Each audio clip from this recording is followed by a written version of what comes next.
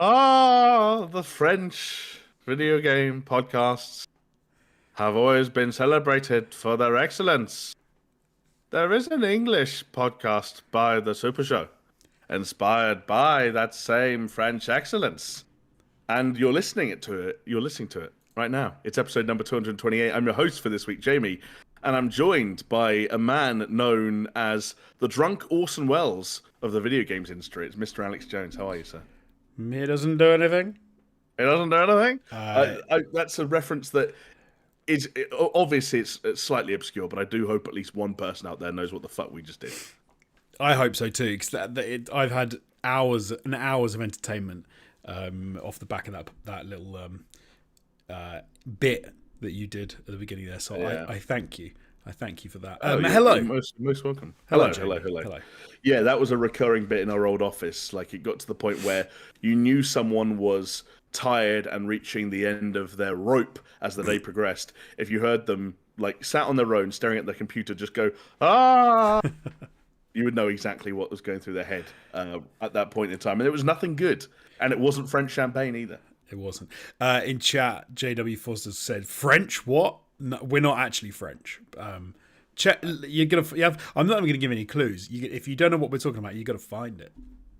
Yes, we're not French. It's the champagne that's French. The champagne, and of course it's fermented in the bottle. And like the best French champagnes, it's vintage dated. Shout out to Paul Messon. Shout out to you if you're watching or listening to this, JW, and anyone else watching in the chat over on YouTube. If you want to join them, get some live participation going, you can always do so. We're live on YouTube whenever we do this thing, usually Tuesday evenings. But if you just want to listen to us, you can find us on all major podcasting platforms: Spotify, iTunes, Google Podcasts. Here's Ralph. He knows the score, and you know the score as well. Because if you're listening to this podcast this week, you probably listen to it every week, and you probably know all the housekeeping there is to be done. So why wait any longer, Jonesy? Shall we talk about video games? Yes. How are you anyway? I always feel it's a bit like foreplay. Like, you don't want to just put it in without, like, there's got to be a little bit of build up. You can just spit on it. No, see, so my desire for foreplay is not for the lack of lubrication that might, it's because it feels like there needs to be a build-up. There needs to be a process. Does that count? Is that count as foreplay? Just spitting on it, or is that not allowed? Is that frowned upon in some circles? My experience depends on the partner in question. Some allow it, some don't. Some it counts as foreplay, some it doesn't. But it spices things up. I think sometimes the victim of a healthy sexual life is routine. You know that things are maybe a little bit dry, Stale, or just needs a little bit of exactly, a little bit stale. Dry is the wrong word to use in that context. When you realise that your routine has meant that the last 50 times you've done it, you've done the same 4 positions, and you do them in the exact same rotation every time. You're always the same starting one, and then you start at A, then you move to B, then you move to C, and if you've lasted long enough, you might try D, but it depends how hard your day at work was. especially if you're like saying, "Hold up, we've missed one out. We should go back," and we've missed out. It's like, no, don't worry about it. You're fine. Crack on. So should we try E? It's like we tried E on our honeymoon, and I fell off and nearly snapped your dick in half. It's not. It's like, yeah, but I've been going to the gym lately. My upper body strength is much better than it. Yeah. So allow me to do, Jonesy, the podcasting equivalent of spitting on it and just say, how the hell are you? How's life? I'm all right. Weather over here is pretty crappy, so I'm grumpy. We've had a lot of rain and drizzle. Like it's just like this. It's cloudy all the time, drizzly all the time. I swear it's not always this bad in autumn. It's pretty bad in autumn, but it seems like it's drizzly and worse. And I'm feeling it more than normal because, as I mentioned to you before the show, I've got a motorbike now, and I'm worried at the number of days I've left in the year before I can ride it. Before it's too cold and there's ice and all that sort of crap. So yeah, I'm looking for any opportunity, and at the moment it's just wet and drab. Yeah, and you know what, one thing that I would say in your defense when it comes to doing the quintessentially British thing of complaining about the weather, especially in late October, is that we just didn't have much for summer. It felt like it never really got started. True. It kind of spluttered out every time we got a hint of something. So I can totally see why those who are more affected by others than when it comes to seasonal things, why this might be a particularly tough winter. I'll also say that I know that it's gotten dark earlier at this time of year for every winter that I've existed on this planet. But this is the first time I've been commuting more of the week than not in 5 years. Right. Let me tell you, leaving the office at dark, and it already being dark. That's depressing. I'd forgotten what that was like. That really does suck. Like that's something you don't want to do. And as you said, like you're doing it quite a bit at the moment. So that's got to sort of sap your energy. Are you finding? Oh that? yeah. Nothing saps your energy worse than leaving the office and it being dark, and then saying, "Well, I'll get home and just about have enough time to eat dinner before I start a podcast where I talk about video games." And yet still here we are, and we smile. And, we do. Yeah. We do our best for the folks at home. Should we talk about video games? I would love to talk about video games. Good. Xbox gave us a good excuse. I tell you what, this week. Sorry, before you do that, let me just give a quick shout out to the other people that are wallowing in the misery. Probably not the misery of the weather with us, because they're from all over different parts of the world, so weather's probably very different. But I just want to give a shout out to some of the people who've joined us in chat over on YouTube.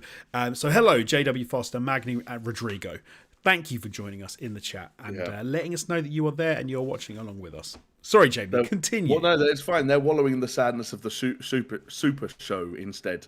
It's a good thing I don't actually have a lisp, otherwise that name would be even harder to say than I just made it sound. Xbox. They gave us some video game related things to talk about this week.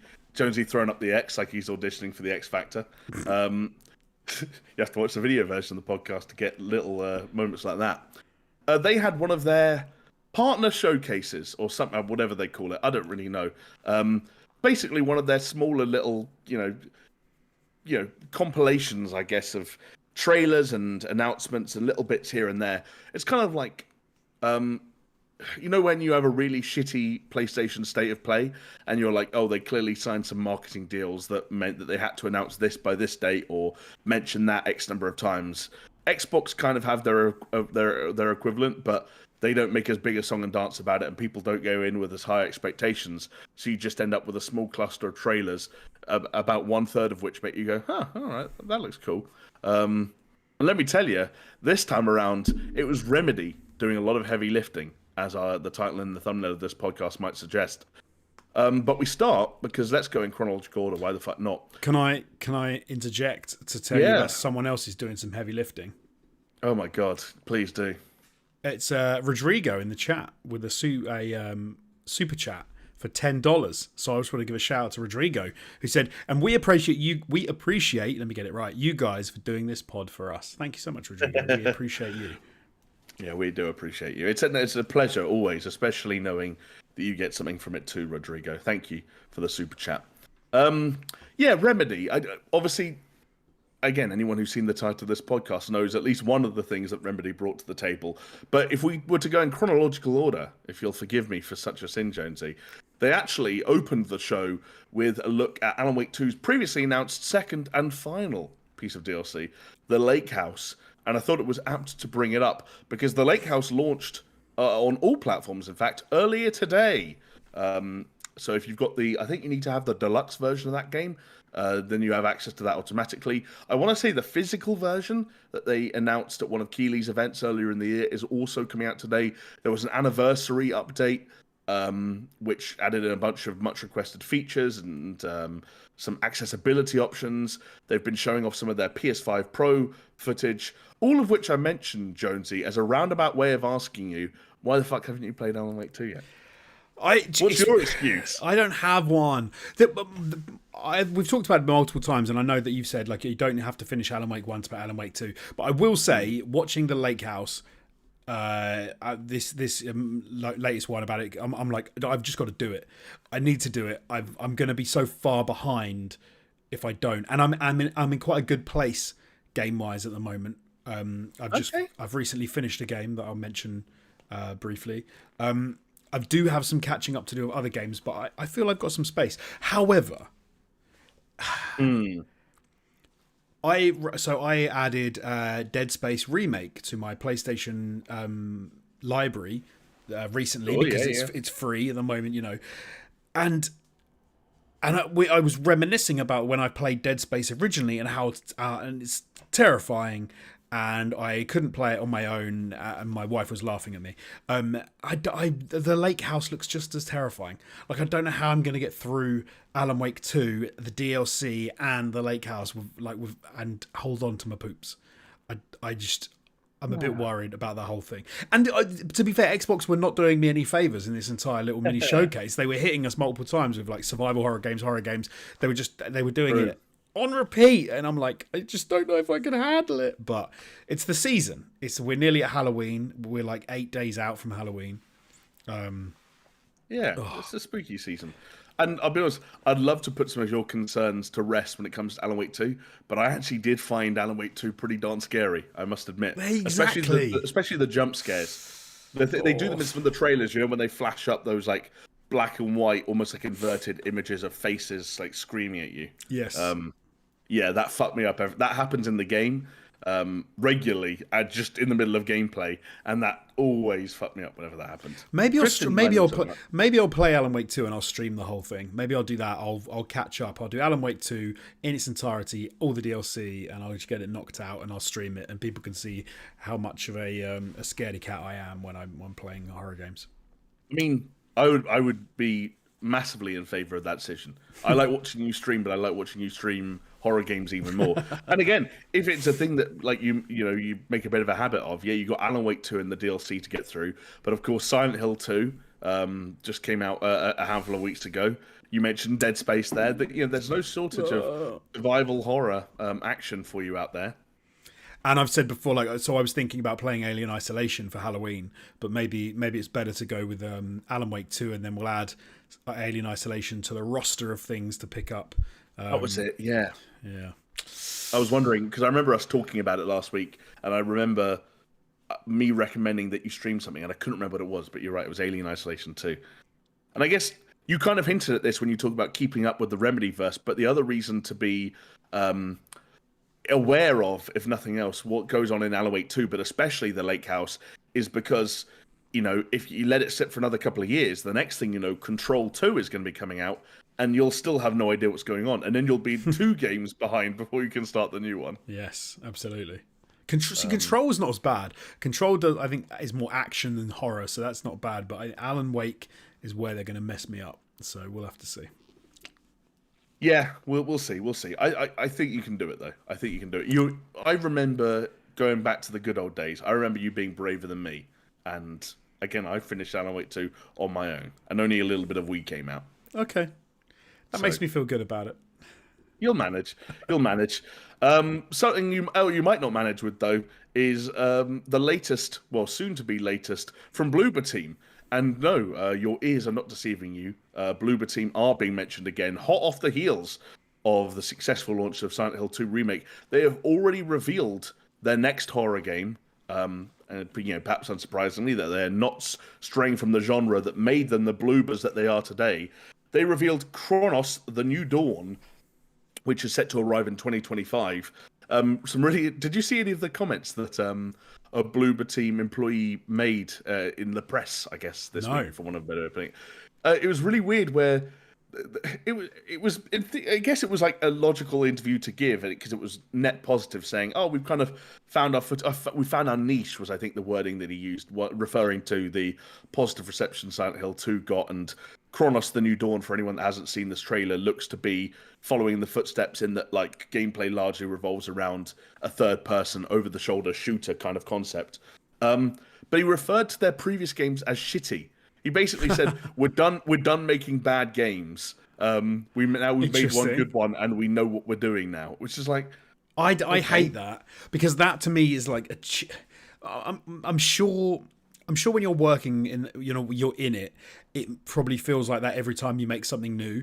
But I think the reality is just your progression of talent, skills, the technology, the state of the art, everything. I'm sure it can feel like that, but that feels like a cheap way to kind of to almost go like, no, guys, this is a good one. This is our good one. We've finally done our good one. And then it's like, what do you do for the next game? You go, oh, that wasn't actually the good one. That was not really a good one. We were wrong. This is the new good one. It feels like a bit of a cheap, almost like clickbait kind of way of getting people to. Right. I don't know. I'm just not that keen on that.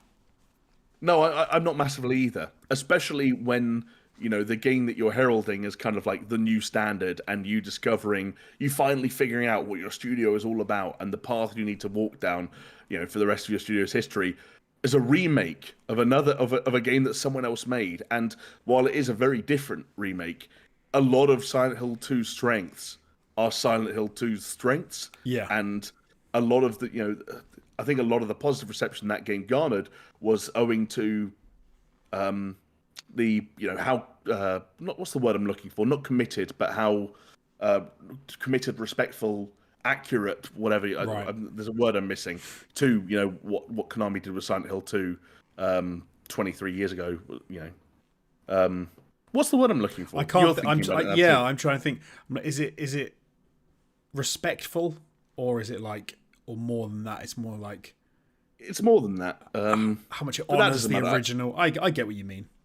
Yeah, they didn't stray too far from the formula that Silent Hill 2 laid out back in 2001, albeit, modernizing the perspective and many of the gameplay elements and stuff like that. And I'm not trying to undersell the work that Bloober did. Actually, Skill Up made a really good video this past week on Silent Hill 2 that, from the perspective of a fan of the original, which I'm, of course, not. And I thought that gave me some really interesting insight into what Bloober team touched and didn't touch. So I'm not trying to take away from their accomplishment, but it does feel like a bit of a weird thing to say, oh, we remade one of the best survival horror games of all time, and now we're going to start making good survival horror games. I found the quote, by the way. We want to find our niche, and we think we found our niche. Now we just let's evolve with it, said co-director Jacek Zierba. And how that happens is more complex, but it also happens organically in a way. Like with 2016's Layers of Fear, people in the studio were like, okay, we made some shitty games before, but we can evolve. Yeah. So, yeah, a bit of a weird one. But focusing on leaving the shitty games behind, I guess, for a second, and focusing on Kronos: The New Dawn. I was going to say a striking trailer. I guess it's a trailer with some interesting visual ideas, but more so perhaps on the cinematics and CG side than the gameplay side. How were you taken by Kronos? I have a real problem these days, and I think it's my problem. I don't think it's the game developers. I can't help but see every new trailer as being pretty derivative of other stuff. And when you watch something like this, I couldn't help seeing like a skinny Big Daddy in a Dead Space game, or like with some Death Stranding thrown in for good measure. But the visuals were really cool, and it was. I liked what it was putting down. Again, it was it's quite scary looking, so I was struggling with it a little bit like that. But I thought it looked very cool, and I liked the aesthetic, and it gave me a weird feeling of what do you call it? Almost like when you have a bit of a power fantasy, and often survival horror games, you're the one who's constantly in peril, and it feels horrible. I don't know why, but this trailer gave me a bit of a sense of like, no, maybe you're going to be the one with a bit of a little bit of like power about you and messing up these ghouls and stuff. I thought it looked cool, and I like the visual style of the protagonist as well. Of, like I said, the weird Big Daddy, like boiler suit, spike head sort of dude. I thought that looked pretty wicked. I sometimes would like it maybe if when someone told you a type of game you're going to see, you couldn't almost guess the types of stuff you're going to see being really obvious. Every horror game seems quite derivative of other horror games, but maybe that's just the way it has to be. Like sci-fi is the same, and military games are the same. I suppose it's very hard to sort of come out of a completely new concept for horror. But yeah, I suppose so. Do you know what? But I don't know if I got as much derivative energy from this trailer as you did. I think it might be me, and I think maybe I just see patterns in too many places these days. I'm just like, I think I've seen visually that there are before. patterns, and when you describe like the suit that this protagonist is wearing, which you're right, like does have kind of on some level it has vaguely like old school astronaut energy, partly because of the big kind of bubble helmet. But then yes, one way of looking at that is just it is also just a slimmed down Big Daddy, and it kind Skinny of has Daddy. that. Yeah, exactly. No, just Daddy. Just Daddy. Just Daddy. And like there were also certain things, some parts of the design that reminded me of, and again, like we're getting into things being derivative. Do you remember Scorn? That game from a couple of years, that first-person horror game from a vaguely. couple of years ago that was like super heavily inspired by like H.R. Giger and that other Polish artists, like where everything is Yes. kind of like weirdly like sexual and explicit in weird like slightly uncomfortable ways. Lots of odd Yeah, yeah, forms and absolutely. slightly nightmarish quality to it all. There's some of that going on in Kronos to the point where Josie, can we try some on the fly things where if I share an image with you on Discord, Yeah. can you look at that image? And I apologize because there are people at home that can't see this image, but it is the image of an image of the protagonist Yeah. of Kronos: The New Dawn in the suit that we've been talking about, sitting on an armchair in kind of like a living room style environment that the CG sort of cinematic part of the trailer has been taking place in. Does the opening kind of on the front of his helmet look like an allusion to a vagina to you? Is there something vaguely vaginal about the design of that helmet? Now you've said it, I can totally see it. Yeah, absolutely. Okay. That's what I mean when I was talking about like Scorn and everything looking like either a penis or a vagina and there being like a kind of a creepy, nightmarish sexual undertone to anything. I was getting some of that energy from Kronos for some reason. But that's like a thing, though, isn't it? Like, I think a lot of horror and stuff like that, when you boil it down, and like you said, if you read some of those old horror guys, a lot of it does stem from like, oh, it's a horror that was given to you through childbirth and the torment of like being pulled from your mother. And so I think there is some of like weird, like sexual and especially like body horror imagery and stuff that all goes along with that, which like often you get the mum thing and the nakedness and like weird like drooping bodies and just there's a lot of weirdly sexual body part stuff going on and a lot of horror, which I think you've nailed. And I do think that does shine through. And it does shine through a little bit with the vent on the front of this guy's face. It's just like that's just like a weird shape for a vent. Like, I'm not saying it looks exactly like a vagina, but think of the penis mouth of the aliens, for example, from Alien, and the vaguely vaginal mouth of the Predator in Predators. Like, I think there's lots of things that you could. I don't know what kind of vaginas you've been looking at, buddy, but mine don't have fangs. So, hey, have you not seen that film with Oh wait, was it the one that was just called Teeth? The one who, the horror film where I was watching it once, and I was gonna say it was a theoretical Netflix and chill session, but most of my sessions of that nature resulted in me falling asleep before anything interesting could happen. So all I remember is that was one of the films I fell asleep in front of. Does a vagina grow teeth in that? Yeah, she has. She grows teeth down there, and then I think she doesn't realize, and she doesn't want to sleep with her boyfriend, and she gets with him, and then it chomps it off. Which maybe that goes back to what you were saying. Like that just sounds like another weird allegory for like, I don't know, something sexual, being afraid to lose your virginity or something weird like that. Yeah, like I think a lot of horror does stem from this sort of stuff. It's like even go down to like vampires. Vampires are like supposed to be like overly sexualized sort of beings, aren't they? And stuff. I think you've nailed it. I think a lot of it comes from that, and when you take down that horror route, especially that body horror route. I think you get to some weird ass places. You do. I will say as well, before we move on from Kronos, some of the descriptions of the game I actually think are a little bit more interesting than some of the visuals.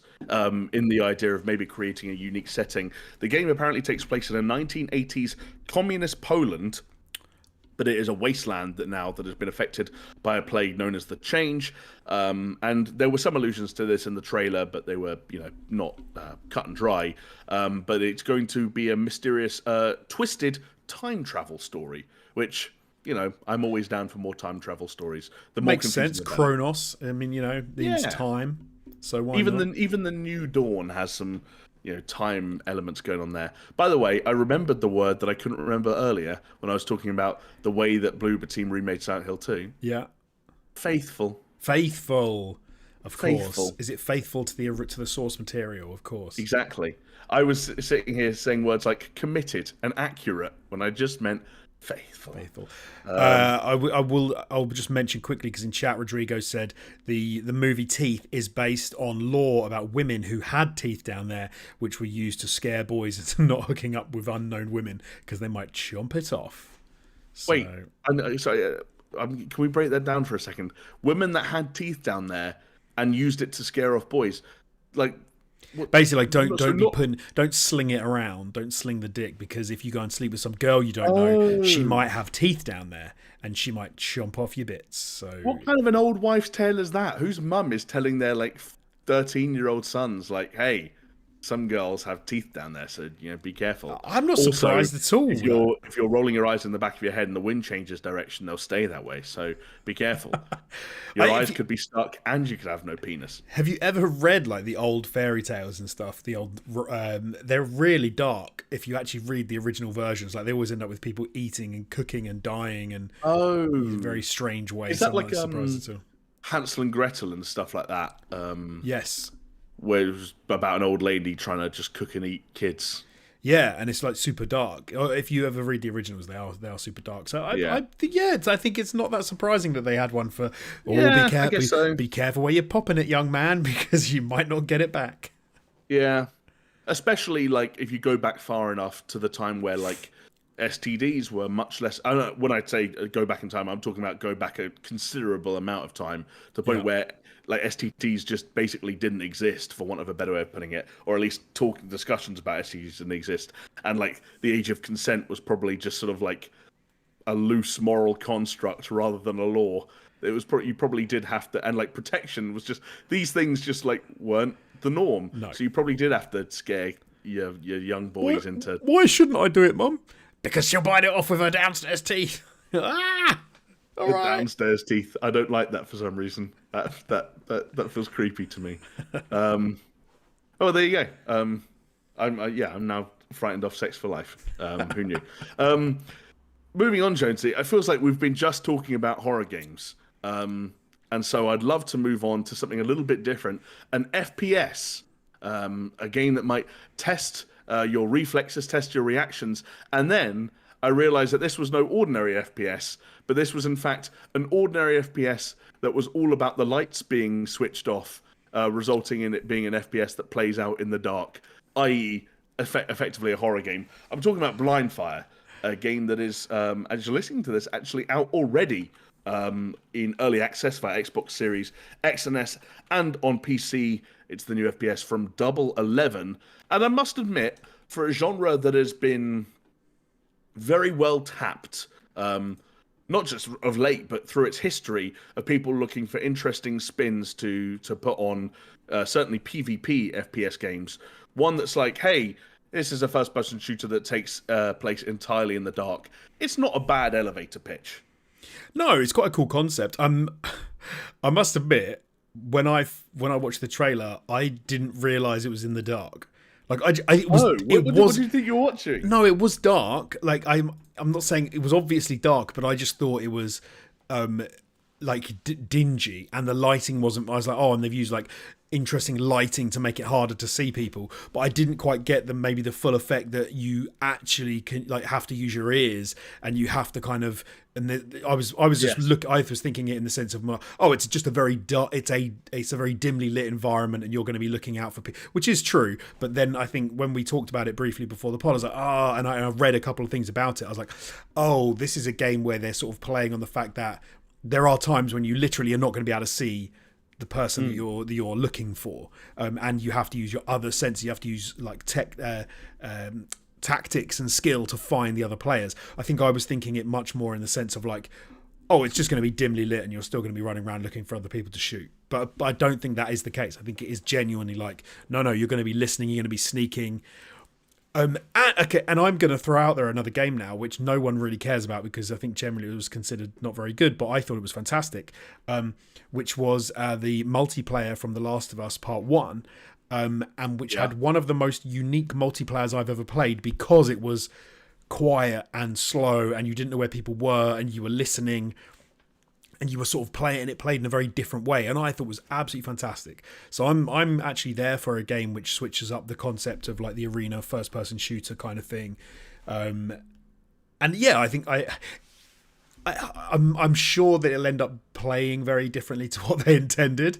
There'll be some interesting tactics that people use, I'm sure, but it looks very cool. Yeah, I think it looks interesting, sort of good visual style. Yes, I'd agree. I agree. Visual style is fairly strong. Lots of UV and warehouses. Well, exactly. Like they're all stuff that's tapping into, that kind of lights out aesthetic. And I was similar to you, where I didn't. It wasn't The Last of Us that sprung to mind for me, but it did remind me of a multiplayer experience of yore that I remember really fondly. And it was, did you ever play the multiplayer modes in any of the Splinter Cell games? I forget which ones they were in, whether it was Double Agent or Conviction and Blacklist, but it was the Spies v Mercs mode. Right. And it was kind of like, I think the default mode, I might be getting the numbers wrong, but it was like a 3v3 mode where one team was spies and one team was mercs. And the spies were essentially playing Splinter Cell, so they were playing a third-person stealth game where they had very limited options in terms of offense, and they were trying to sneak through this environment and use light and dark to their advantage, and like hack these servers. And the mercs on the other team were playing an FPS, right, and like had far less advanced things in terms of like gadgetry and night vision, but they had fucking machine guns in their hands, so that you were patrolling around these areas in the dark trying to find these like ninja-like spies who were darting around trying to hack these servers. And every time they started hacking, you'd get told like a server was being hacked, so you'd go to that room and like be looking around the rafters trying to find a spy who was like, and that was a really cool way of like playing with light and dark. And there's not obviously going to be as much gameplay variation between the different sides play in Blindfire, but yeah, it was a reminder that using the dark in a PvP context is cool, especially if we go back towards some of the stuff that Blindfire is doing rather than stuff it isn't. This idea that like, hey, in a pitch black room, one of the brightest things that's going to happen at any point in the match is a muzzle flash. And so if you're going to shoot your gun, you better be pretty sure that you're going to kill someone or hit someone, because other people are going to know where you are now.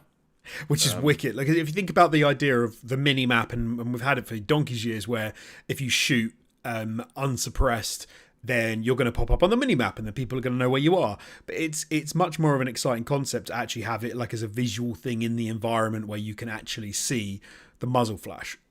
Obviously, we've had that with like COD games and stuff, where you've been able to see snipers by their glint of their scopes, for example. Right, very true. Yeah, good point. A similar kind of thing. But I think this is obviously a much more contained environment. And as you said, if it's dark and it's going to look good enough that you're going to get this muzzle flash, and suddenly there's going to be illumination, that sounds sick. Because you could almost have it where you could run to an area where someone else is, shoot your gun to do a muzzle flash, and then sprint away like somewhere else and giving away the position of another person so that they get attacked. Like, there's all these different tactics that can come into it, which I think is sounds very cool. I wonder if they also have the idea of I couldn't tell from the trailer, but obviously your eyes adjust to the dark, and if you're suddenly seeing a very bright flash, almost like a flashbang in normal sort of war game, I wonder if there'll almost be an element of that, where if you're close to someone and they shoot but they miss you, I wonder if you'll still have a sense of like, it's dazed you, or your eyesight's messed up a little bit. There's some very cool stuff they can play with this concept. Sure.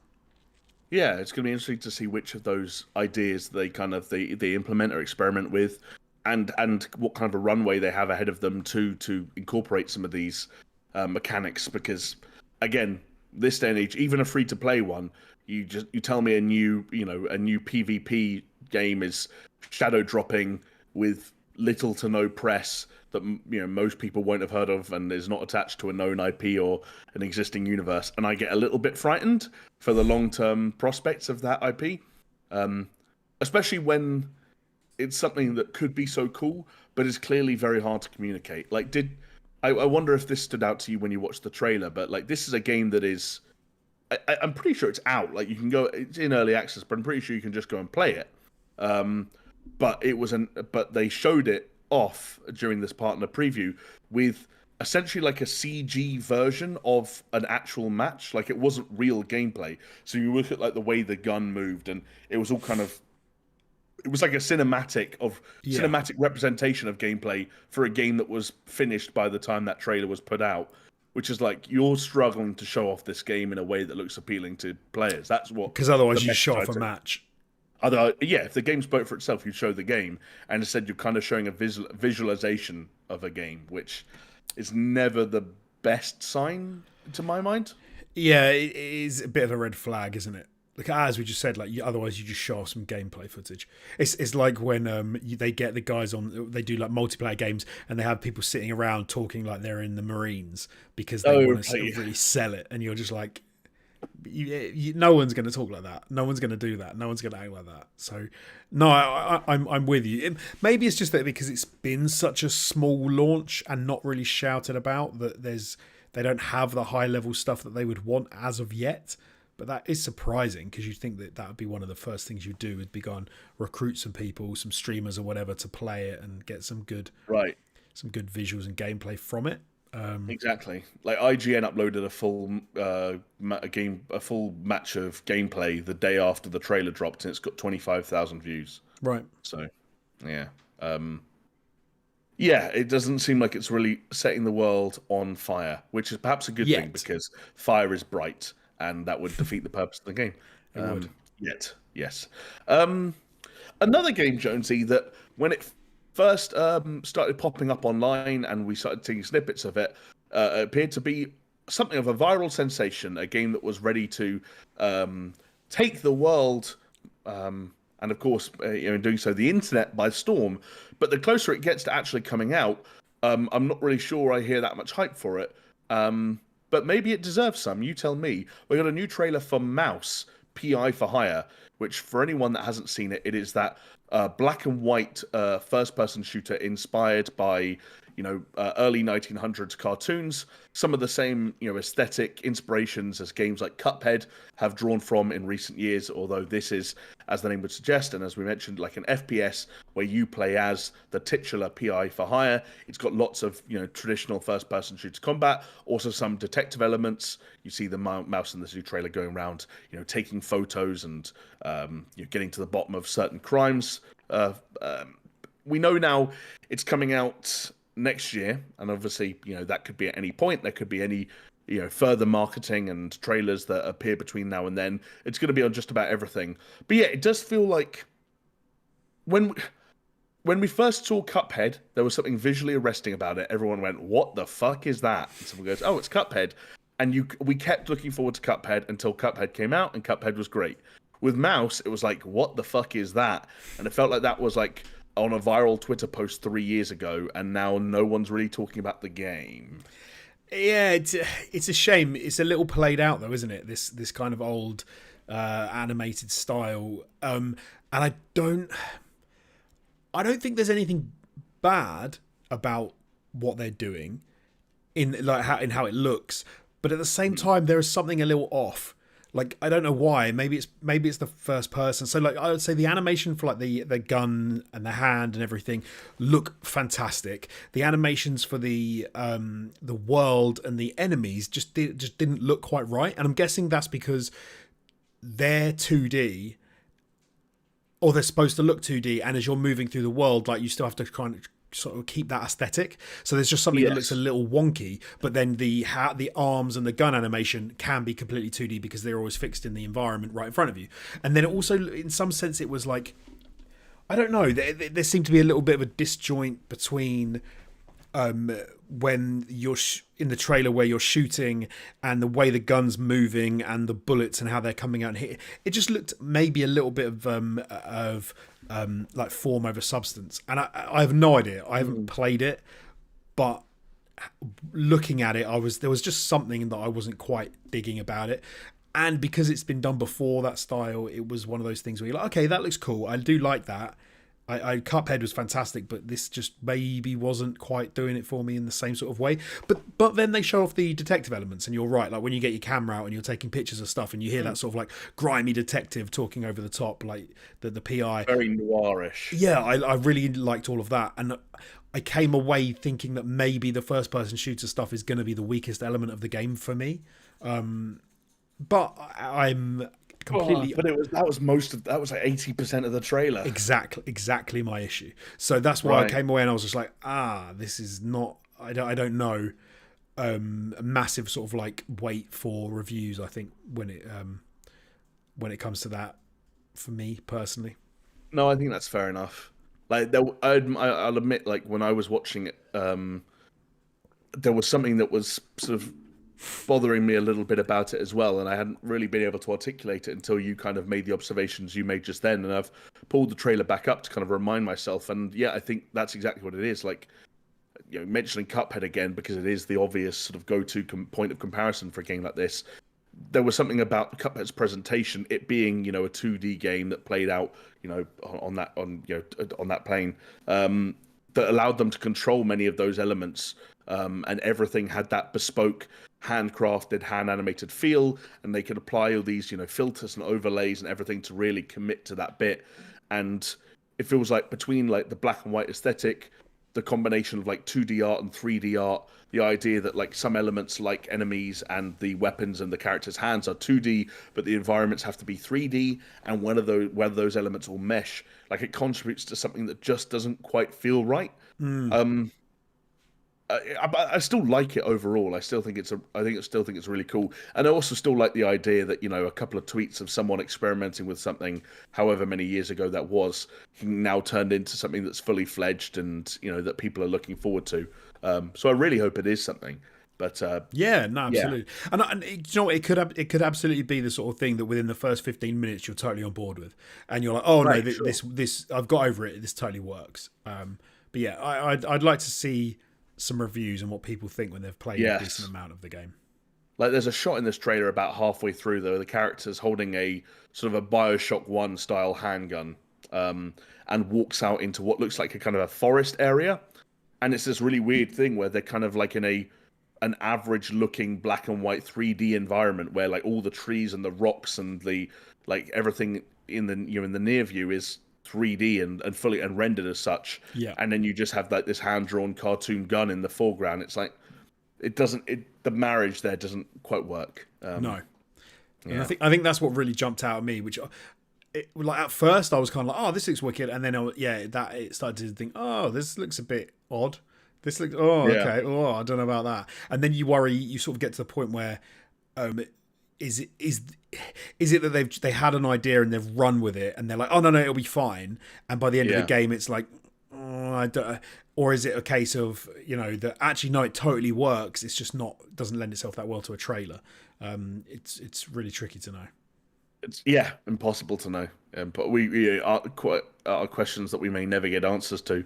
You also wonder if there's like a workload element to it. Like Cuphead for a long time was one of like the most, you know, it felt like one of the most delayed games in terms of relative to when we first saw it to when it actually came out. It just felt like it kept slipping and slipping and slipping. And I wonder if there's a part of that that's just like, hey, like making these games that are, you know, love letters to, you know, really old school cartoons is really, really demanding. There's so much art to do. It's so art driven. There's so much drawing to do. There's so much painting to do, that creating a full, you know, 3-dimensional first-person shooter game that holds up that aesthetic through every asset and every level in every environment is just impossible. Yes. Yeah, that's the fear, right? Not feasible, maybe. Because then you then you say, well, hold on, we don't have time to do the entire game like this, so let's do we can work around it. We can do this, we can do that, and then you're like, but if your game is effectively a passable first-person shooter with detective elements and a visual style was what was really selling it, if you fall apart on the visual style side because of sheer time, and you have to sort of use other elements and make them look like they fit, then you're going to fall down on the thing which is the most important aspect of your entire game. Yeah. Potentially. We'll find out in 2025. Excuse me. Right, Jonesy, Mouse PI for Hire was your break from scary games, and unfortunately now I'm going to have to scare you again, but in a roundabout way, because it's the sequel to the game that I might crown the winner of the unofficial Super Show award for scariest game that wasn't necessarily meant to be scary, but is scary by nature of what it is. We got another look, well, our first kind of proper look at Subnautica 2. A sequel that we've known has been in the works for a while, but we hadn't really seen much of it, and now we got a real deal trailer for the underwater survival game that focused on one of the big selling points for Subnautica 2 at launch, which is co-op multiplayer. Is it harsh of me to say that? Is it harsh of me to ask how can a sequel to an underwater survival game differentiate itself when it is still an underwater survival game? Like, there's a massive amount. Like, oceans are big, and the bottoms of the oceans are varied. But at the same time, sometimes you go underwater and you're like, yes, I'm underwater. There's fishes. I suppose you can make the same argument for like an above water. So, you can, but like open survival game. You can say the same thing. Like, yeah, I know what you mean. It's like, well, how's it gonna differentiate itself? I think at the end of the day, it's got to just be a leveling up of everything that Subnautica had, and taking it to another level. And you've got to imagine like a load of it is quality of life stuff that people didn't necessarily like in Subnautica, and that they can tweak and they can make this. So I played a bit of Subnautica. I didn't play much of it, but partially for the reasons as we've previously discussed. Turns out the underwater is scary. Like the idea of big things, big unknowable things lurking in the depths of the sea is scary. But it's worse as well because it adds in the element that some games like to do, and I've never understood why they do it because they're just sadistic. Which is they go like, okay, we're gonna play this game which is already bad enough, like it's already gonna scare the crap out of you, and then it's like, well now maybe you can't breathe. Right now, maybe you can't. Maybe something's going to happen, which means there's a constant level of like impending doom. Even if you just stood still. In some games, if you just stood still and there were horror games, you'd be okay. But in some of these games, like no, now you can't even stand still, because if you stand still, you know what? You're going to die as well. And you're like, for God's sake, why? I don't want to die. I just want to sit in a corner and cry. And it's like, well, you're gonna die anyway. So. Maybe, I don't know. Will I play Subnautica? I don't know. Like I said, I've got the first one. I've never finished it. I've barely played it. Maybe I should go and have a little bit of a jump back in. Maybe. The people who liked the first Subnautica really liked Subnautica. So there's definitely something there beneath the surface that neither you or I quite reached when it came to our time with the game. Pun intended? Yes, pun very much intended. I'm not that much of an idiot. I'm actually I'm joking. But yeah, we'll see. Like, there's definitely stuff that they could do to kind of ramp things up a notch. There's lots of chatter about this being, I think, a new kind of alien planet, and that was one of the things that was interesting in Subnautica, is like finding out the ways in which they were, where they were going with the. Can you call it flora and fauna if it's underwater, or does it have a different name?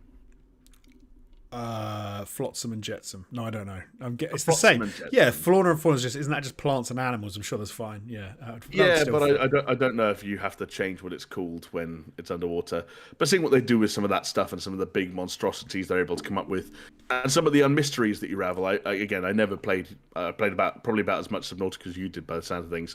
But like that idea, hadn't you crashed there in Subnautica, and so you could see like your kind of crashed out ship in the distance, and I think getting to that and exploring some of like what led you there and how this had come to be was interesting. So I'm sure they'll explore some of that stuff. But for those who want a bit more of a chilled out kind of vibe, who prefer to get their kicks above sea level, you might be looking forward to Wheel World, which is coming to Xbox Game Pass in early 2025. It is the I don't know how you describe it. Basically, like a relaxing kind of open world cycling game with nice, slightly cel shaded, colorful environments and racing and customizable bikes.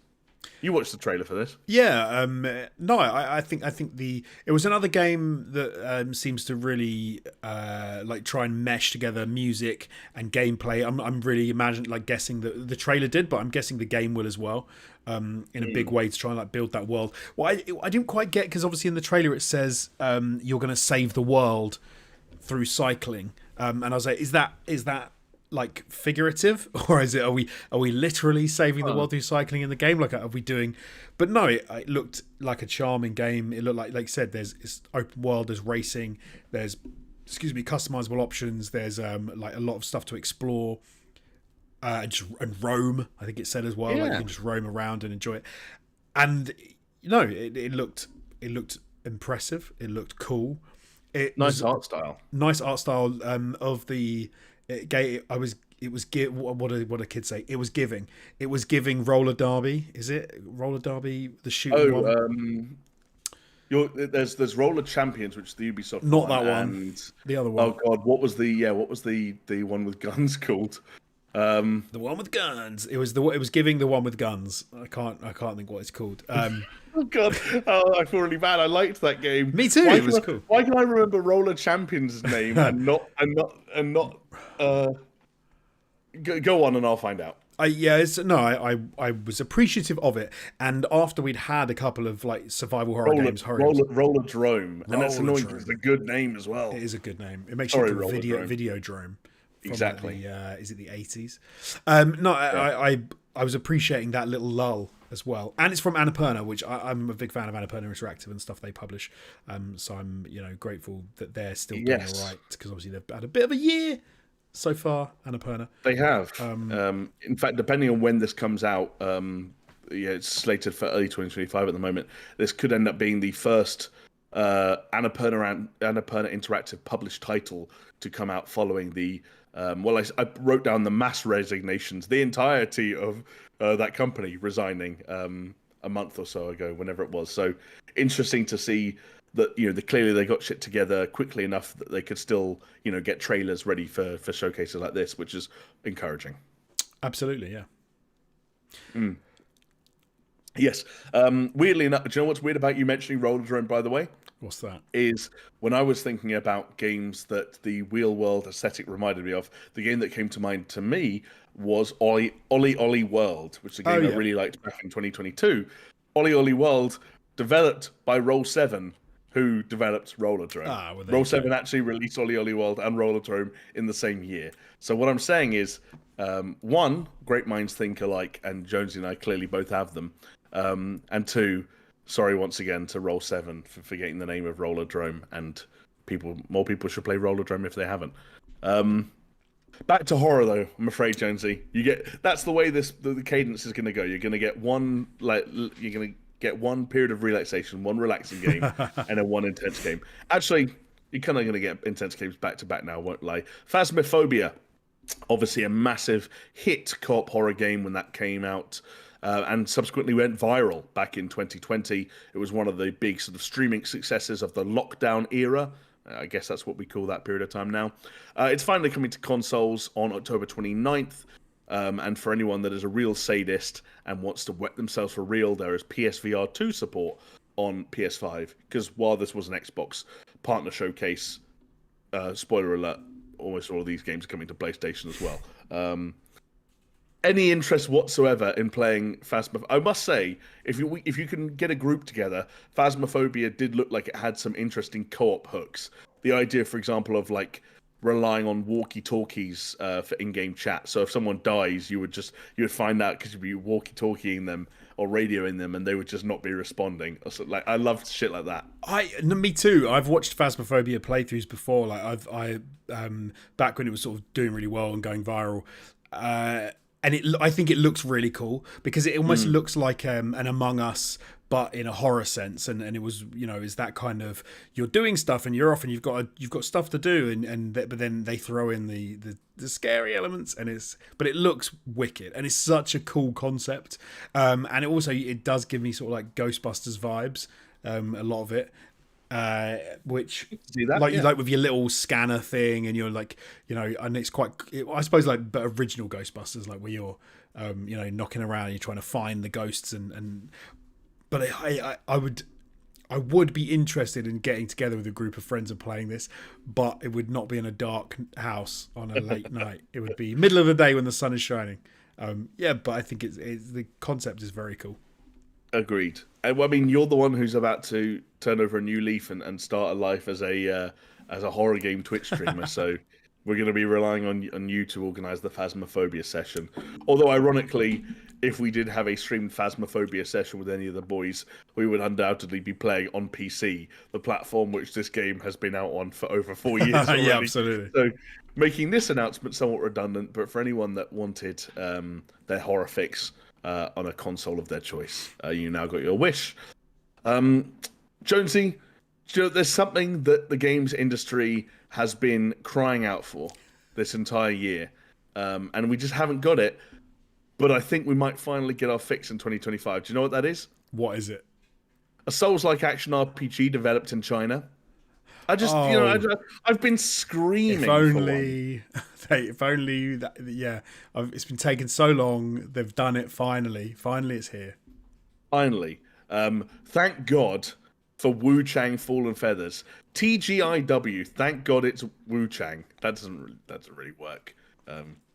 But yes, all joking aside, there is another Souls-like action RPG that fans of the genre need to keep on their radar now. There is another big, glossy, expensive-looking game coming out of China that people of that persuasion need to keep an eye out for as well. And it's coming out in 2025. But the nice thing about this one, Jones, is it's going to be day one on Game Pass. So if you're on the fence and you have a Game Pass subscription, you can play it for free. I personally am not on the fence. Do you know why? Why?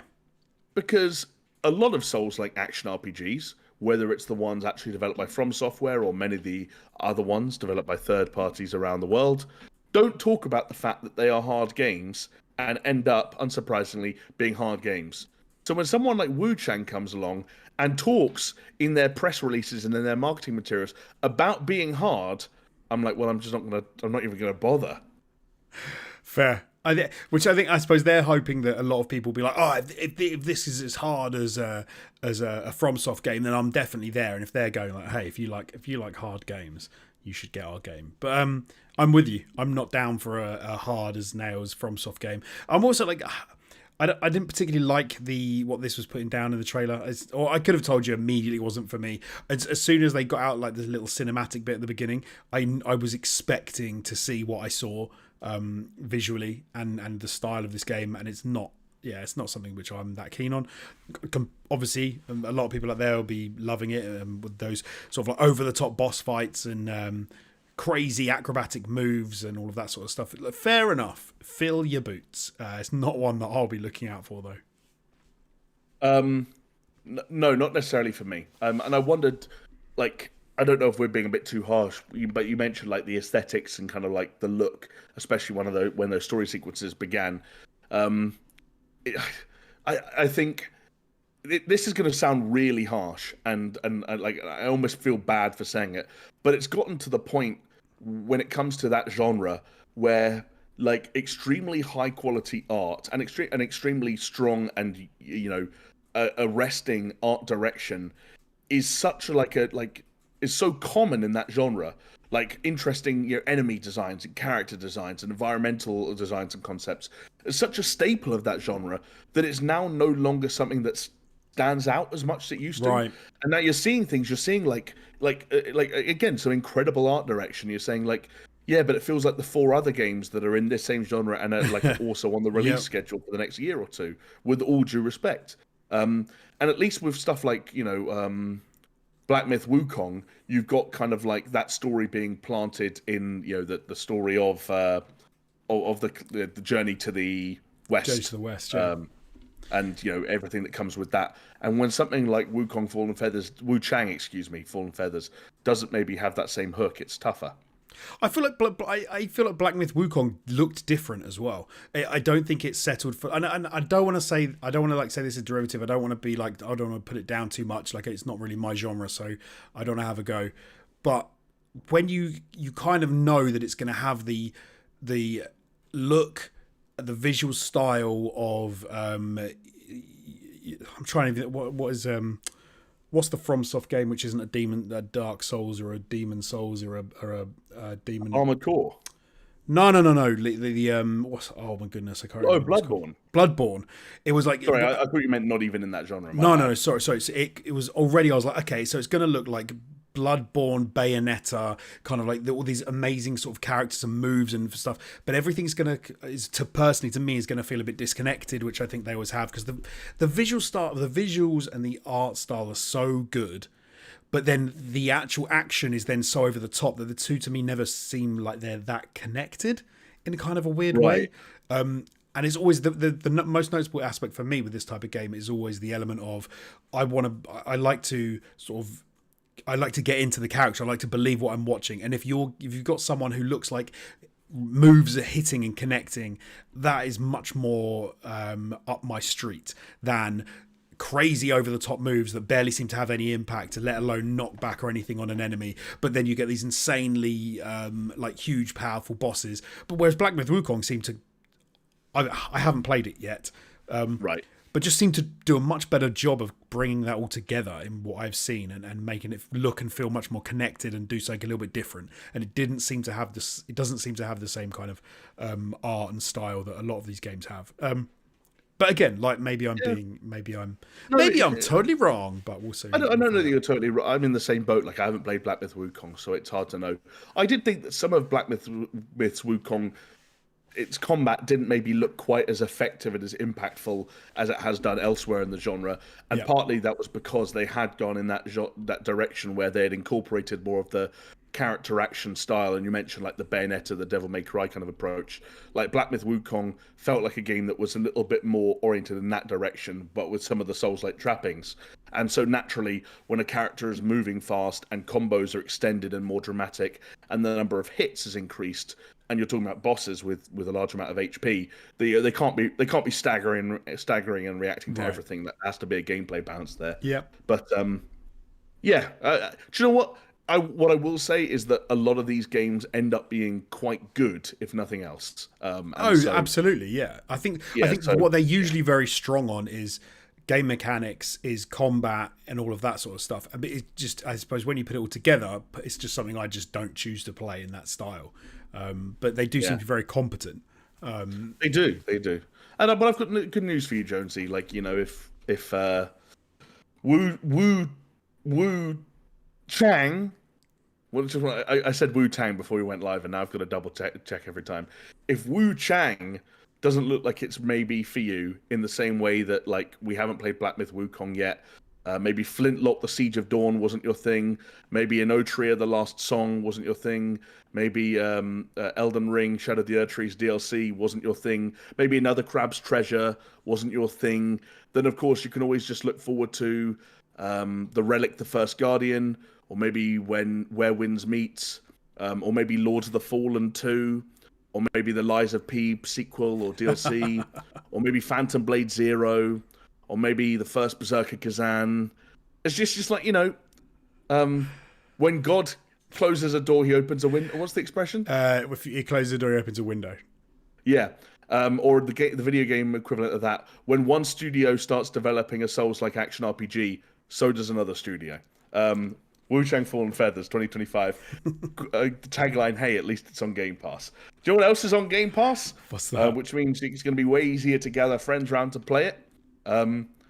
It's FBC Firebreak, which I am very much looking forward to for anyone that hasn't seen it. This is the new Left 4 Dead style first-person shooter, first-person co-op shooter set in the Control universe, I guess the Remedy connected universe, but effectively the Control universe with levels and environments and stages that are pulled right out of Control and actually in the Federal Bureau of Control, and you are playing as the titular Firebreak team, a group of individuals who head out and get emergent problems involving various otherworldly nuisances under control before things get out of hand.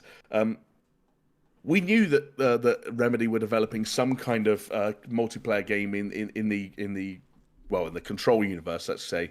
I didn't know that it was going to be a Left 4 Dead style co-op first-person shooter.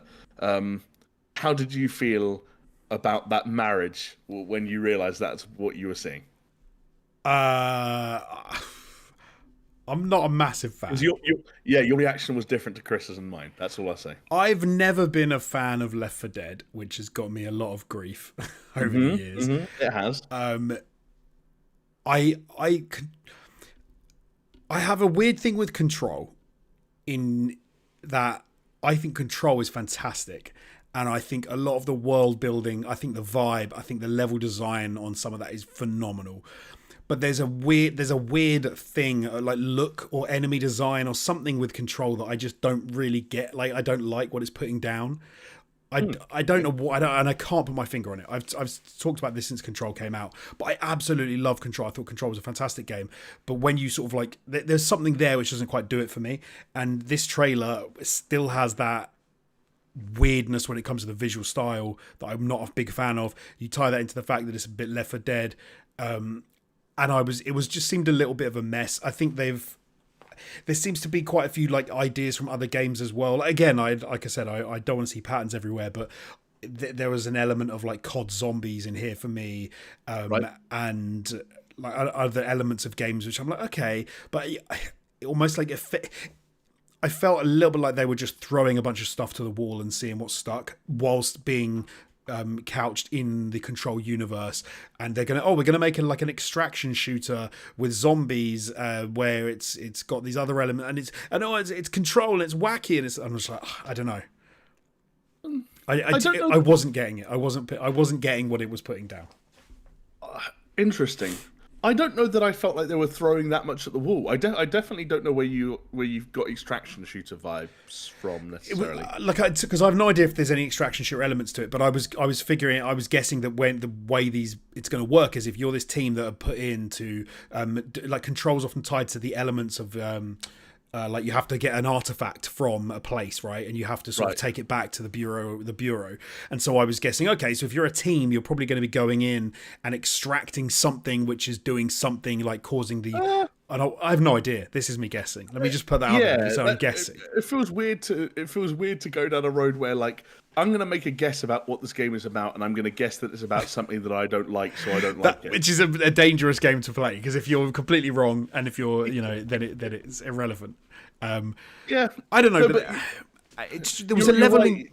Sorry, go on. Sorry. No, I was going to say one thing that you are right about is that they didn't really, or they haven't yet, unless they've done it in additional marketing materials or interviews, outlined like, okay, there are different ways these games can work. Like some of them are campaign based, and some of them are round based, and some of them are repeatable and extraction based, like you mentioned. And they haven't really, that I've seen or noticed, they haven't made it clear, where FBC Firebreak lives on that co-op first-person survival shooter kind of spectrum. In your defense. So hey, there's a remote chance I could be right, but I'm probably not. But I don't know. It was whenever I think of Control, it always takes me back. There was two things that sort of stand out to me in Control. One is there's a mission where you have to, I think you're like turning valves or something, and you're in like a big area in the middle, and then these enemies spawn and like come at you in like waves, and they almost like float at you. And some of them like walk it, but I just remember thinking like, this is horrible. Like it doesn't look good, doesn't play well. I'm not enjoying it. And then I also have the thing of like the maze, what can't really call it? Was it like the cigarette maze or something? Ashtray, I think. Ashtray maze. I was like, this is some of the best level design and gameplay I've ever, and the majority of Controls like that. Like it's intriguing and it's weird and it's like makes you want to keep playing and figure out what the hell is going on. But when I was then thinking, okay, but what if I extract all the elements that I like about Control, which is the story elements, the intrigue elements, and you're just putting me into levels where I'm fighting waves of enemies? I'm like, that's like one of my least favorite things that Remedy did in Control. So maybe I'm not going to be down with this. But like I said, until I play it, I've got no idea. Control wasn't a first-person shooter that you played with your friends. Is what I'd say to that. exactly. So I have no idea. It's just a gut feeling I have that I'm going to kind of be like, No, meh on this. But and who am I to question gut feelings? They are exactly what they are. You know, that you can't. You know, you just have to take them at face value. I I do understand some of your like, your cause for, you know, your pause around some of the elements of Firebreak, in so much as that I don't think necessarily a co-op first-person shooter is the most natural mix for the Control universe. Like, I don't think, like, for as interesting and winding and occasionally varied as they could be, I don't think like the corridors and hallways of the Federal Bureau of Control make for like a hugely varied environment for one of these games to kind of take place in. Again, when you think back to Left 4 Dead and how different those campaigns were, didn't play it, don't like it. Fair enough, but like, I've seen it. I'm joking. I'm just no, poking the what I'm viewers saying now is who are going to be really annoyed. There's a lot of like, is it like brutalist architecture that's present in Control, where it's a lot of like big slabs of concrete and flat edges and sharp corners and block colors and stuff like that, and that all made for a really unique setting for like a linear narrative experience, albeit with some kind of backtracking. But like, I don't know if that makes for like maybe an experience that's meant to be a little bit more repeatable. I don't know if that maybe like if it lends itself quite as well to that.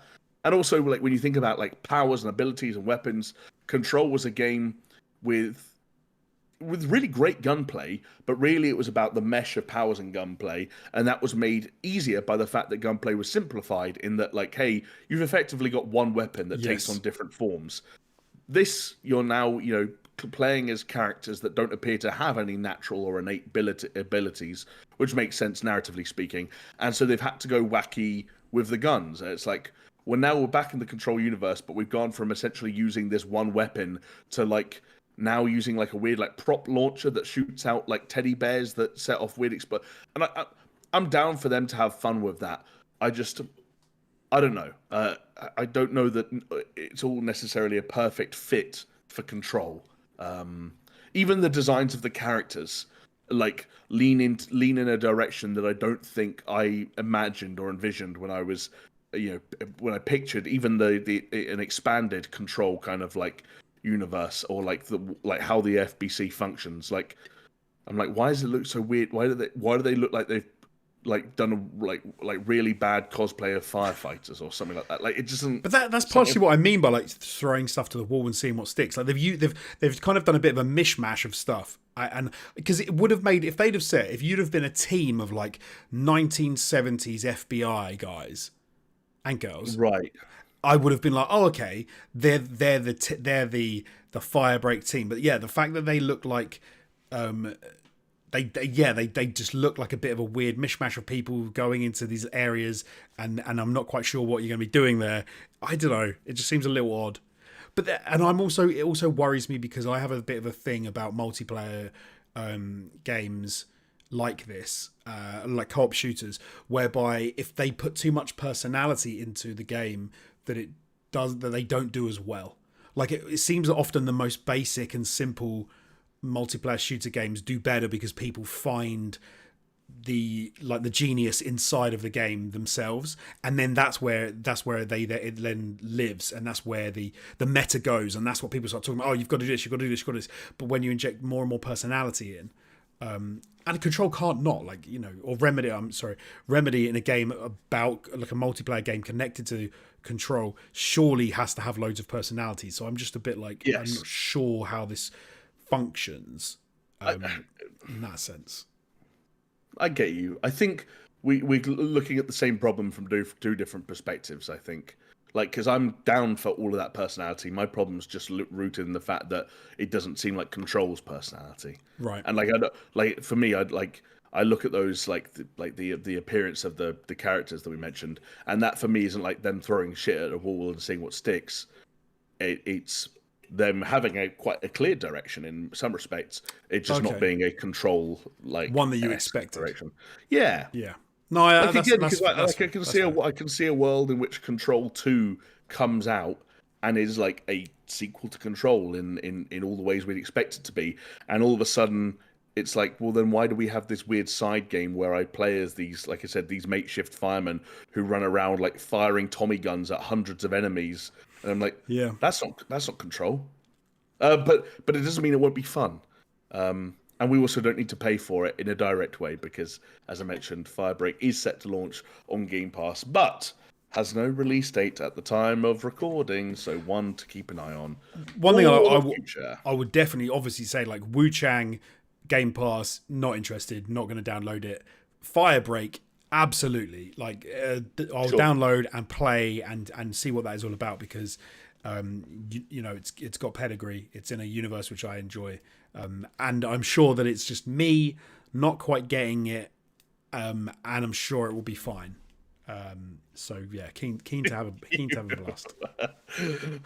I'm not sure that that's something that they should pick out for in terms of quotes from their preview round. I'm sure it will be fine. I'm sure it'll be Alex fine. Jones 2024. Do you know what else is going to be fine? What's that?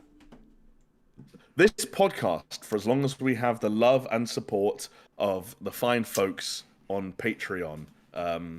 For anyone that wasn't already aware, this podcast is entirely made possible by your support and the support of many other very kind, very generous souls who've gone to patreon.com/SuperShow and pledged to help us continue to be able to record this weird little thing we do every week. If you head over to patreon.com/SuperShow, what you will find waiting for you on the other side is various tiers at which you can pledge and various rewards that you get for pledging. Whether it's Patreon-exclusive videos, Patreon-exclusive podcasts, all kinds of stuff from yesteryear. Not a huge amount of output when it comes to the hottest, freshest Patreon content, but anything that we've made over the years and everything that we've made over the years, going all the way back to unreleased all-time gaming stuff, all that goodness is there for you if you're interested. Just take a look at the tiers and find one that's right for you. Thank you in advance for considering pledging, and thank you to the people who already have. There are some names on screen right now.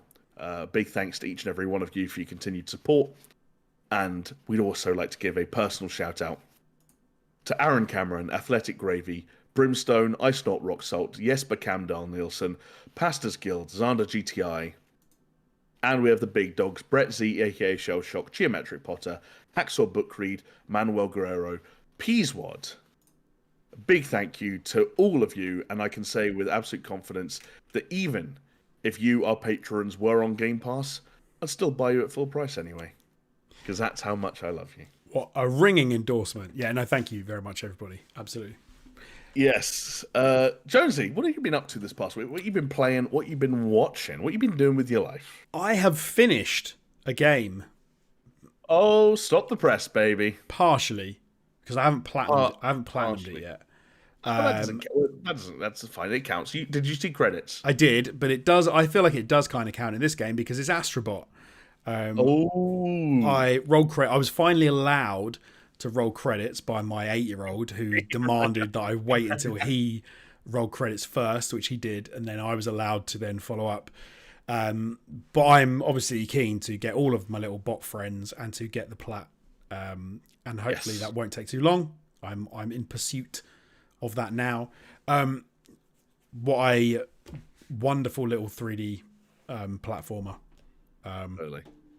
I thought it was like it's a weird one. Like in some respects, I think there is some truth to the idea that was this not Astro Bot? Was this not like PlayStation and their what I suppose is kind of becoming their flagship? I don't know what you'd call it, like mascot. Yeah, mascot. Thank you. If this was another game with a different skin, would I have liked it so much?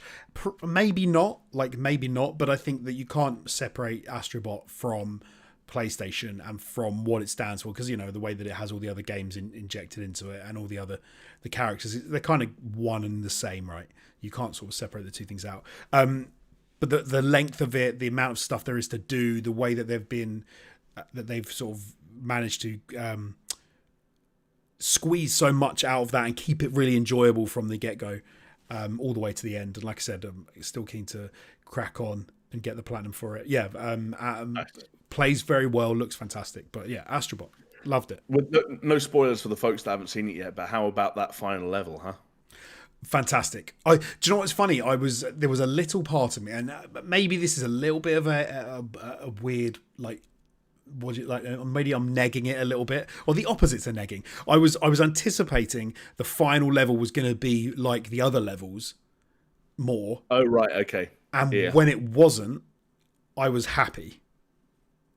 Oh, I see. Like a backhanded compliment. Like, I was like, oh, I'm glad you didn't do that thing you usually do. which sounds funny because you're like, well, didn't you enjoy the other thing? I'm like, yeah, I did enjoy it, but I enjoyed it a lot. But then when we got to this point, it would have seemed a bit funny if you'd have just done the same thing again. So when you mixed it up, I was totally there for it. I thought it was brilliant. I really liked how they handled it. Oh my, some of the levels though. Yeah, well, you haven't seen the worst one yet. Without saying too much. Like, I can't. Like, You can. Genuinely, like, it was weird as well. I think I spoke last week about one of the sort of old school style levels that they have, whereby there's no checkpoints and you just have to do it all in one run. And if you fail it, that's it. You have to start again. And I'd done one, like, I'd swear 30 times and just could not get it and was like, I don't know what I'm doing wrong here. And then I hopped on the other day and I did it on the second attempt without even trying. And I was like, I don't really understand. I don't understand what's wrong with my brain. So I think I've now done every level that's open to me, but then I've now unlocked the speedrun challenge world. Oh, so I haven't played the game since they've added that. Right, so I've only done one of them. I think there only is one. I think they're releasing them every one a week. Right, yes. So yeah, there's only one available, but that was quite tough as well, and not tough in the sense of if you'd have taken your time and like plodded through it would have been relatively easy. But you're trying to do it as a speed run. You're trying to do it as quickly as possible. So trying to do it really quickly. But no, some of those levels absolutely kicked my ass. There's one boss, like this genie guy, who shouldn't have been difficult. It's not even that hard. My 8-year-old was like, it's not even that hard, and I swear I died like 10 times. Oh, was he one of the ones where, because he's technically not like an end of galaxy boss, you don't have the 3 hearts, so you can only get hit once. Yeah, and I I remember that as well. I just kept like messing up in stupid ways, and it was. And I just kept doing it as well. I was just like, this is infuriating. And it was one of those things that then my 6-year-old is also playing, and he was like, oh, I can't do this boss. Can you do it for me? And I was like, oh, this kicked my ass like 10 times. And then again, I did it like second time. And I was like, it wasn't even that hard. What is wrong with me? Like, why did I fail so epically the first time round? But it's very, very good at riding a line between being infuriatingly difficult and actually totally manageable and totally doable. And it's very, very, very well designed. Yes, couldn't agree more. Yeah, very good, very good. But like I said, to its credit, because if that game was a cakewalk, then there would be much less allure. Totally agreed. Yeah, 100%. Yeah, nice. Oh, I'm glad you. I'm glad you got to the end of that game, and I'm looking forward to hearing if you do push for the platinum. There's at least one level or stage that you haven't played yet. Although, actually, you've probably got a lot of... I'm guessing, depending on how much work you have to do, going back and sort of finishing old levels, you've probably got quite a few black hole stages still to find, am I right? I think I have 3 still to find, yeah. Okay, nice. Those are good. And most of them contain actual PlayStation themed Astro Bots to collect. And so you've still got more PlayStation goodness to see, which is nice. No, absolutely. And then the only other game, well, it's not a game. So one other thing I'll mention, which was... I've never heard of this. This is a bit of a random one. I have a weird thing. I think I really want to get into Mobile Suit Gundam in like a weird way. Like I want to be kind of obsessed with it. God. I've always... Okay. I've always liked it from like I had it on the SNES, I think, back in the day. I don't remember which one that was. And then over the years, I've, gone back and played a bit, but I love it as a concept. And I've always thought, it's a really cool thing. And so I must admit, I saw this advertised, and this is on the MetaQuest 3 that I was playing this. So it's an interactive movie whereby... which is not usually your genre. No, it's not. So I checked out Mobile Suit Gundam Silver Phantom.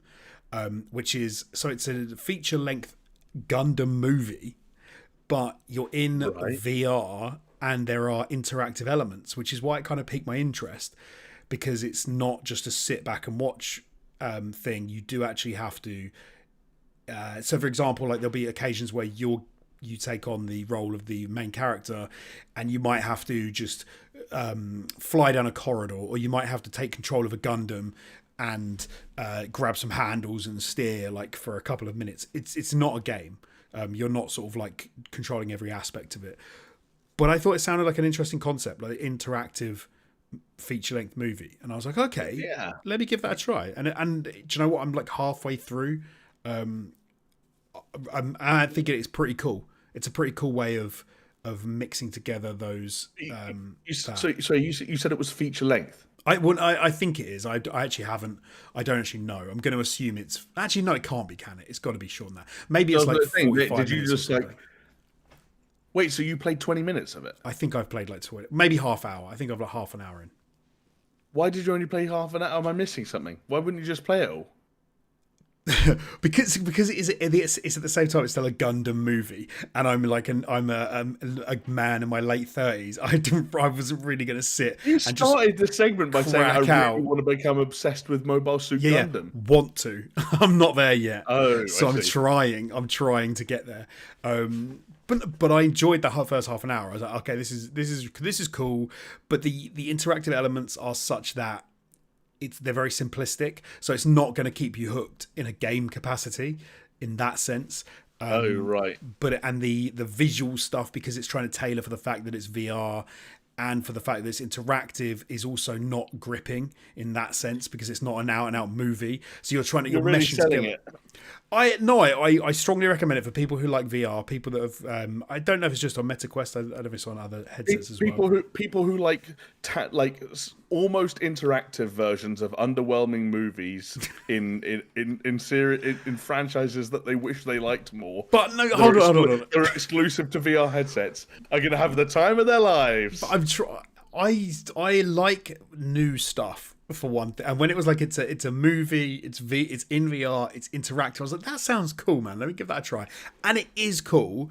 It is not as cool as watching like a really good movie, and it's not as cool as playing a really good game, but it's somewhere in the middle, and I was there for it for a half an hour. But there's it also does have a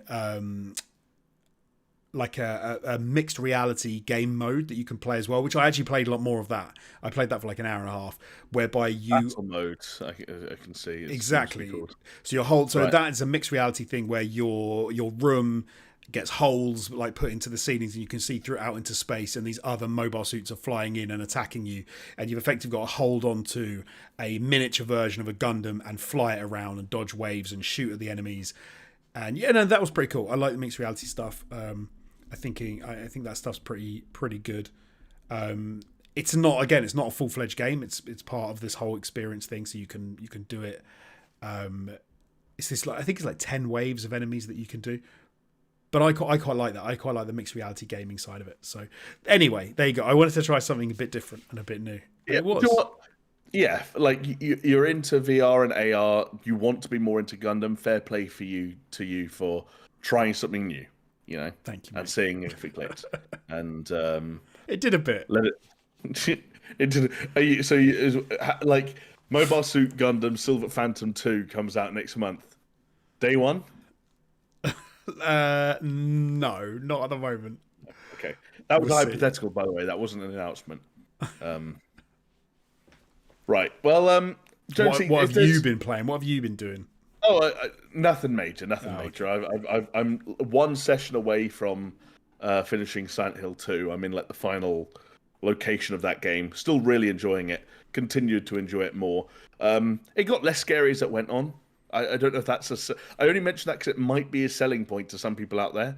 Like that's one of the things that I almost wish more people told me, as someone who is constantly, as stupid as it sounds, in fear about being in fear of a video game. And I think that's just because of its length. Like it's a slightly longer game than I anticipated. I think it probably run people about 15 to 20 hours. And okay. It's one of those things where like tension is high and atmosphere is cranked up, but like there's only, at some point in any game that's 15 to 20 hours long, when you've spent enough time in that world, encountering those enemies, shooting and killing those enemies a lot more than you might think you're going to do. It's not that it's not scary anymore, but it's like, hey, you've seen a lot of it. Right. And it doesn't do as much as, say, like a Resident Evil Village does to kind of mix up the experiential side of the horror, like what the horror is derived from. When you think about Village, which has like, hey, the Dimitrescu castle is kind of like some of that Resident Evil 7 style stuff where you're being hunted by enemies you can't kill, and the like the weird like dollhouse area with the big blob baby, and like the Resident Evil Village gives you thrills and spills and chills in different ways. It's not to say that Silent Hill 2 doesn't, but it constantly falls back on it's like, yeah, it's a third person action game, at the end of the day. There is like, and it's based on an older game. And it's based on an older game. Like there's a sequence, I don't want to spoil too much. There's a sequence towards the end of the game where you maybe, let's say, might no longer have access to the things that you have used to defend yourself for the whole game. And so maybe it does become kind of like a bit more of a cat and mouse thing than it has before. But yeah, I mentioned earlier that SkillUp made a video, and he's got a much more interesting perspective on it than me, as someone who played and loved the original.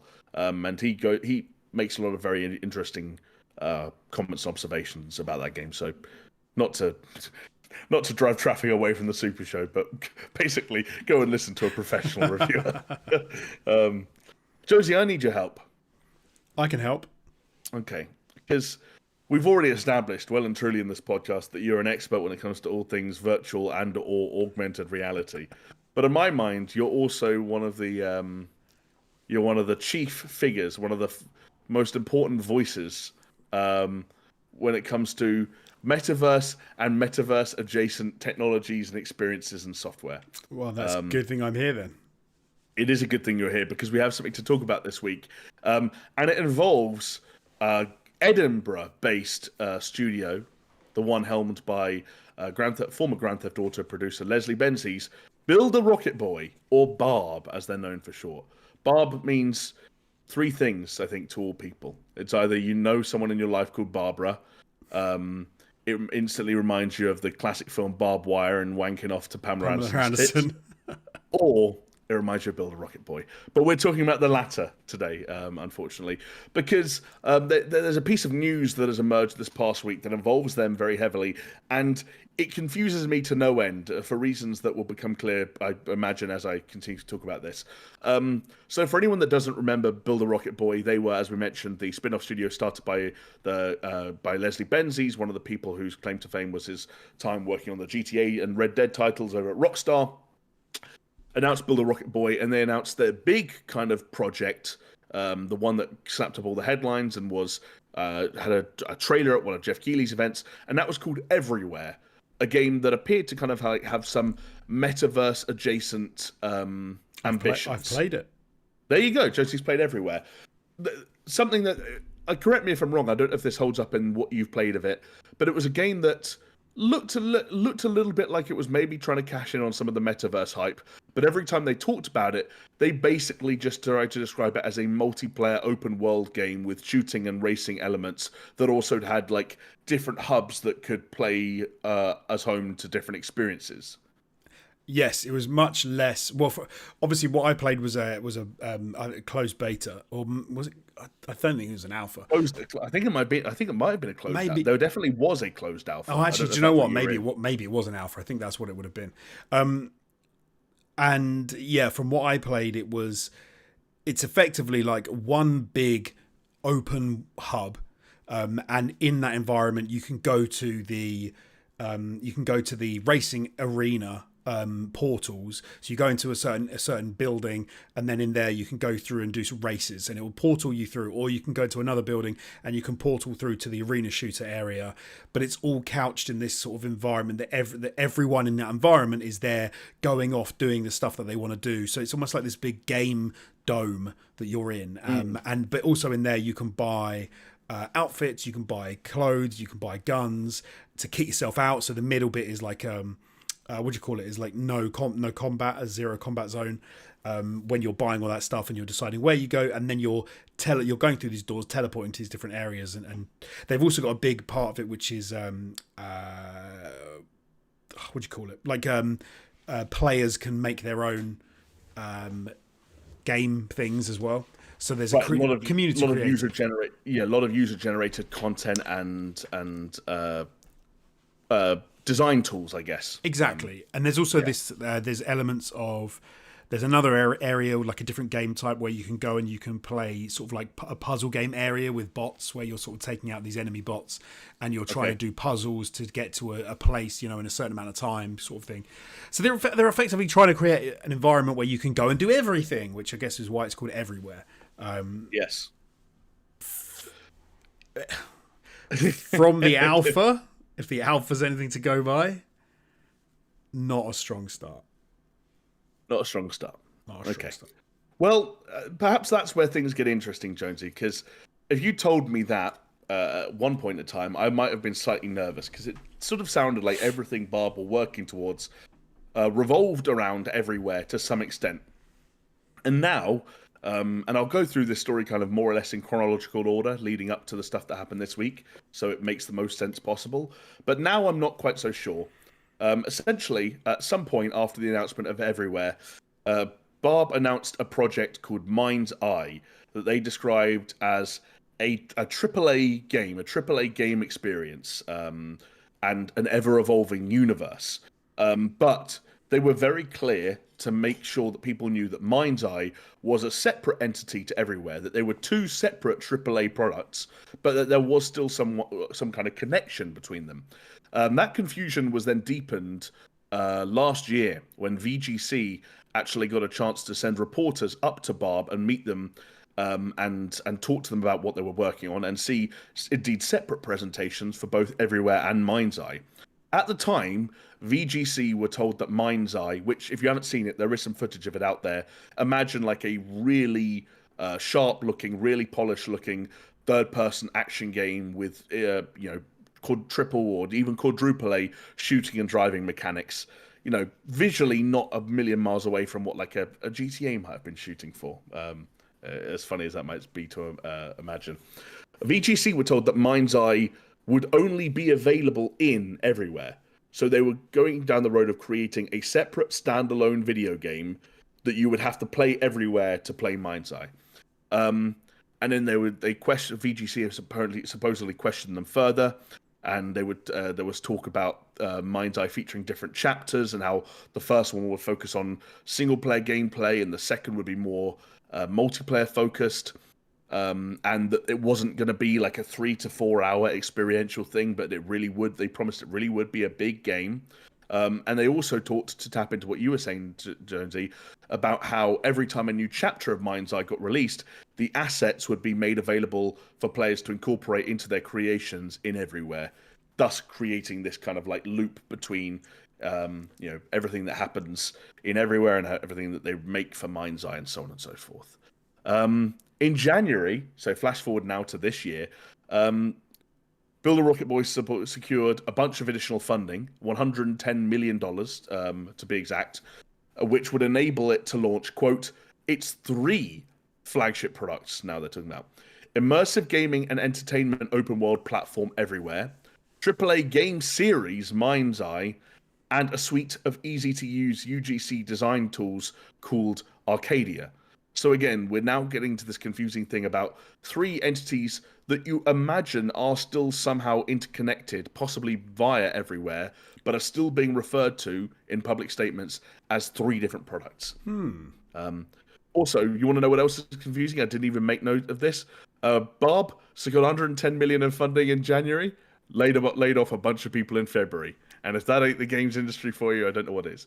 Flash forward to this week, and the company announced on Wednesday, IO Interactive, developers and I guess now publishers of the Hitman series, they announced on Wednesday that they had created a third-party publishing division called IOI Partners, and that they had signed the new game from Edinburgh-based studio, Builder Rocket Boy, Mind's Eye.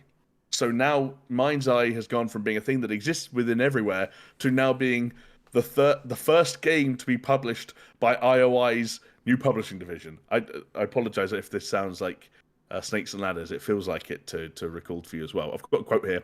From day one, Builder Rocket Boy Studios has been focused on creating the next generation of compelling gaming and quality entertainment experiences. We can't wait to share our first AAA premium game and ever-evolving universe, Mind's Eye, with the world, said studio director Benzies. Mind's Eye is billed as a story-driven action-adventure thriller set in a fictional near-future Americana and featuring best-in-class cinematics, high-octane driving, and explosive combat. You play as Jacob Diaz, a former soldier with a mysterious neural implant who is suffering from memory loss and flashbacks. I know that's a lot of information, Jonesy, but what do you make of all this? Is this just a case of a company? Is it what it sounds like it is? Like a company that isn't making it up as it goes along, but is doing a bunch of things simultaneously, and maybe some of them are a little bit further off, and some of them are taking longer to bake than others, and they don't really know how exactly it's going to come together, and so they've kind of been making it up as they went along. That's how you end up in a situation where Mind's Eye goes from the game that you play inside everywhere to the game being published by IOI. I don't necessarily think it's that they're making up as they go along. From what I would gather, so the closed alpha that I played for everywhere, I think it was obvious that it needs a lot of work, but I kind of see what they're trying to do, right? They're trying to make not necessarily like using VR, but they're trying to make like a virtual game hub that everything's supposed to come off of. So their battle arena, their racing and everything like that. So I can absolutely appreciate that maybe they had another building where you could go in and you could go and play Mind's Eye, and as they release each different chapter of the game, you could go and play another one of them. I guess the problem is if you're not ready with your hub with everywhere, and Mind's Eye is further along than you think everywhere's going to be, you have a real problem that if you have a game which is ready, a AAA title, a third-person action game which is ready to go, and you're ready to start selling it and you'll start make money at your new company, it's a pretty crap situation to be in, that the only reason people can't play it is because your holder, your little world that you've made that people are going to hop into, isn't ready yet. So what I would assume is that they've realised, actually, we need to get this out there. We need to start bringing in money. Like you said, they had layoffs in February, despite that 110 million funding in Jan.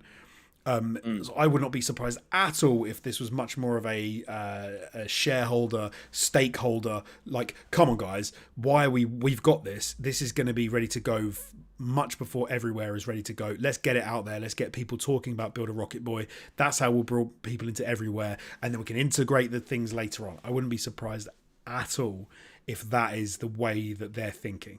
Because everywhere from what I played, there's a small amount I did play, like 2 days. It's a cool idea, and it will get there. And there's loads of other things which are very similar to it out there, which are starting to take shape, which are starting to take form. Like I would say something like it's like a visual Roblox in some sense. Like in Roblox, you have a character that you get skins for and you do stuff for, and then that character plays a whole bunch of different games in the Roblox world, which are all like different engines and different game types. And I think everywhere is supposed to kind of be that. In the same way that almost Star Citizen has the same kind of thing, right? Star Citizen has these no combat zones where you can go and kit up your person, and then you can go to like a PvP zone, and you can do arena shooting inside of Star Citizen, and you can go and do starship racing inside of Star Citizen without the persistent universe issues affecting your game. Like death doesn't actually count in the PvP arena. If you crash your ship in the racing, it doesn't actually mean that you have to pay real money to get your ship back, as you probably will in Star Citizen. Like I think there's a lot of companies which are trying to do this but are struggling with the logistics, and I think Builder Rocket Boy is maybe in exactly that same situation. I have to point out though that I think this is funny. So IOI, as you were saying, which is what is it? Interactive, IO Interactive. Just IO Interactive, yeah. Which is what the IO stands for. IOI is the name of the bad guys in Ready Player One, which is Innovative Online Industries. So IO have made their own new department, which is IOI, which is the bad guys from. Well, to be fair, IOI Partners is the new department. IOI has always been called IOI. Oh, has it? Has it always been IO? Oh, of course it has. Yeah. I just think it was mostly IO referred to as Interactive. IO Interactive. Yeah, but calling them IOI for the first time ever has made me realise, oh yeah, that's the bad guys from Ready Player One. How funny. Yeah. It's still not a great look, but then technically chicken and egg.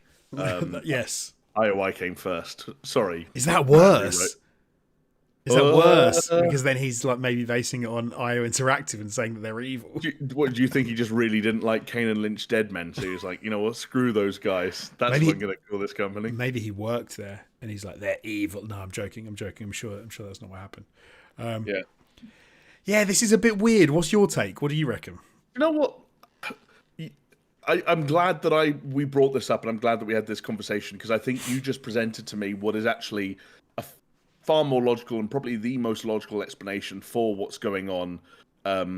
Given the information and the evidence that we've got to work on, like I think maybe my initial take of they're making it up go as they go along. I still think there's a compatibility between my hypothesis and your hypothesis, and I do still think like pivoting to releasing Mind's Eye as a standalone piece of software, and partnering with a publisher and getting out there to kind of raise the profile of Barb and to keep everywhere back for as long as it takes to get to where it needs to be.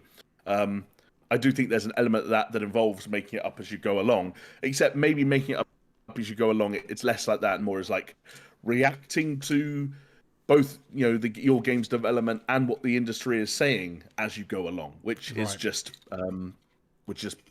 logical. It's a logical thing to do, and you're absolutely right. Like, I'm in two minds when it comes to projects like Everywhere, because on the one hand, I do still think that these kind of projects make a certain amount of sense. When you mentioned Roblox, you mentioned Star Citizen, Fortnite is another one where Fortnite is now Fortnite Battle Royale and Fortnite No Build, and it's the Fortnite racing game, and it's Lego Fortnite, and it's the Fortnite rhythm game, and it's all these things, as well as all the UGC modes. And they have a front end launcher now that pops up every time you launch Fortnite.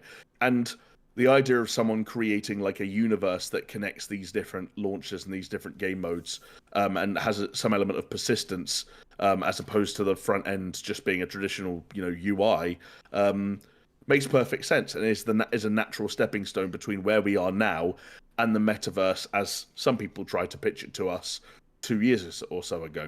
But no one's quite there yet.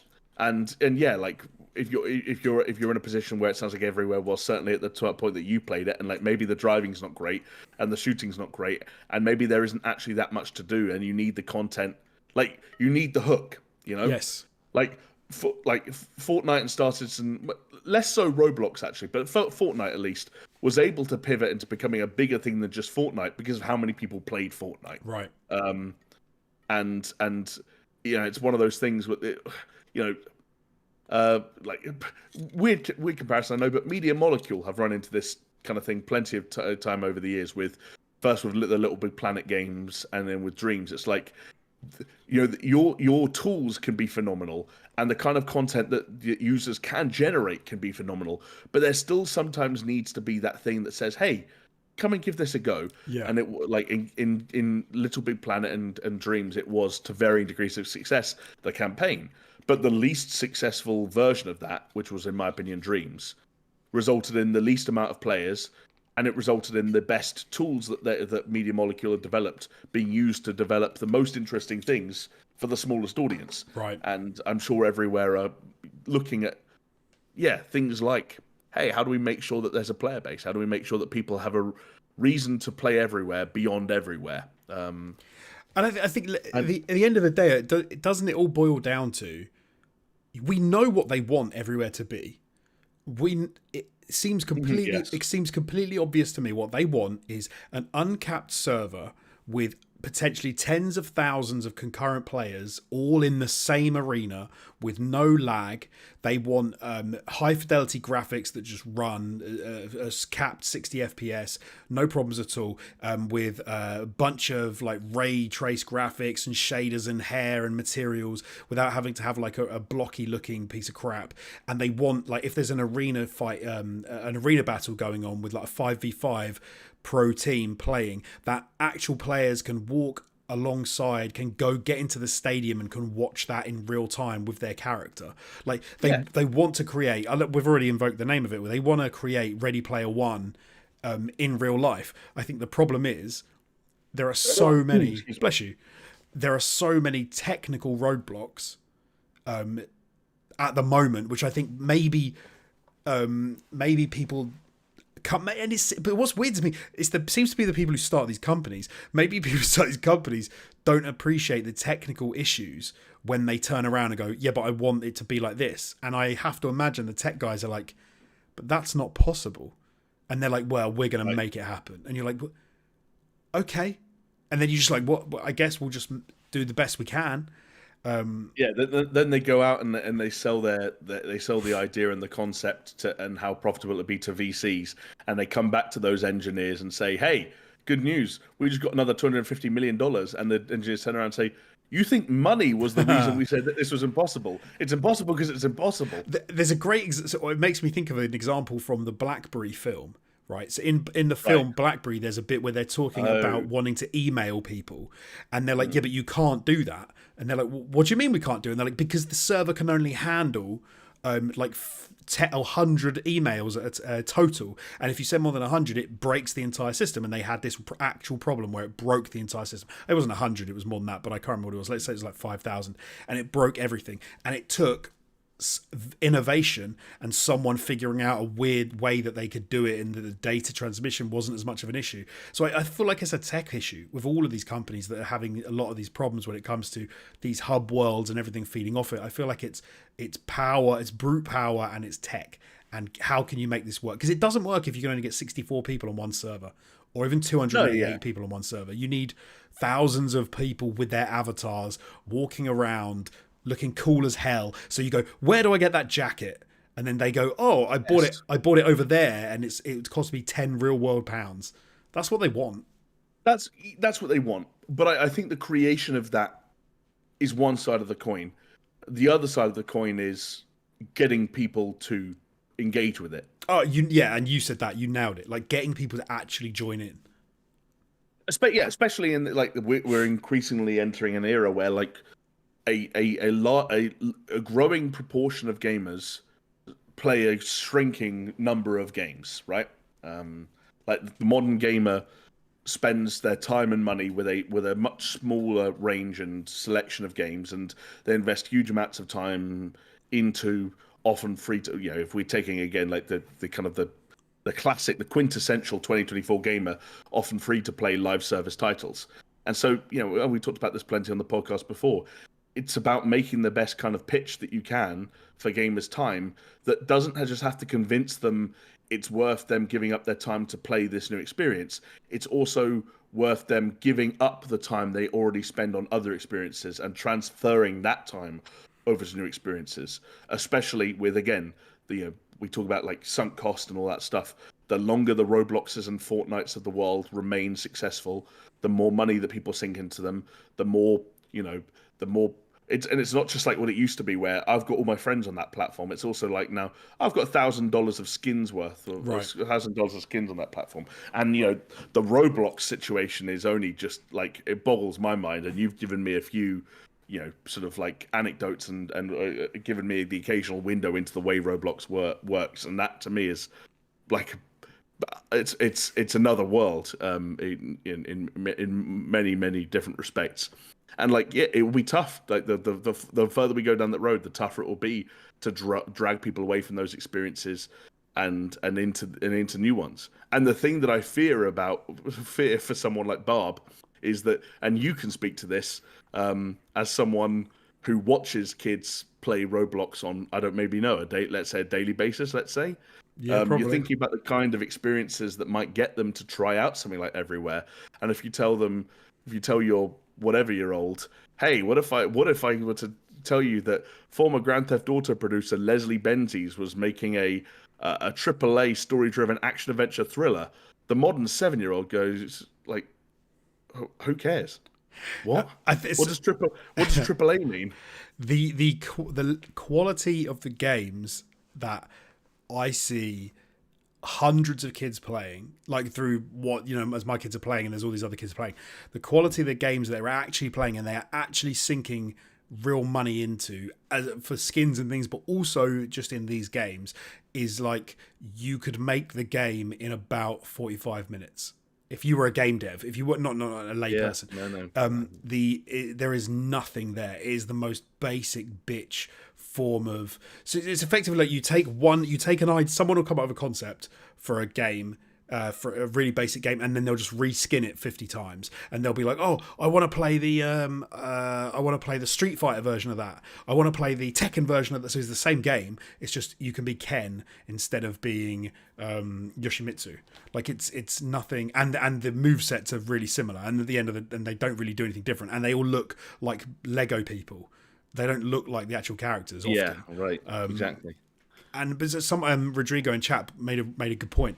I think that one of the reasons why Build a Rocket Boy think they can do it is because the closest probably anyone has come to not the money making, like, so obviously it was GTA 5, basically GTA Online.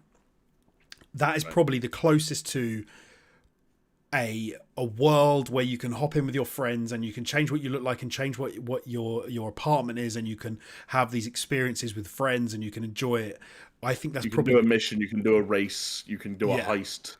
It's probably the closest. Buy a yacht and invite everyone to it. Exactly.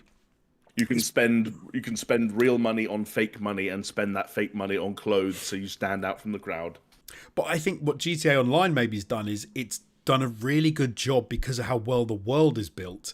It's done a really good job of hiding the fact that it's actually nowhere near as complicated on the people side, because there's a living world there. So it looks like there's so much stuff going on. But when everywhere they've tried to build a dome with a bunch of buildings in it and a bunch of like portals to go to. But what happens when you realise that there's nothing there if you haven't got the people?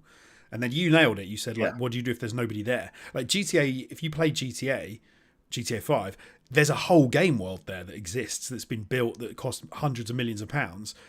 I mean, in everywhere from what I saw, it's nowhere near the level of like GTA 5.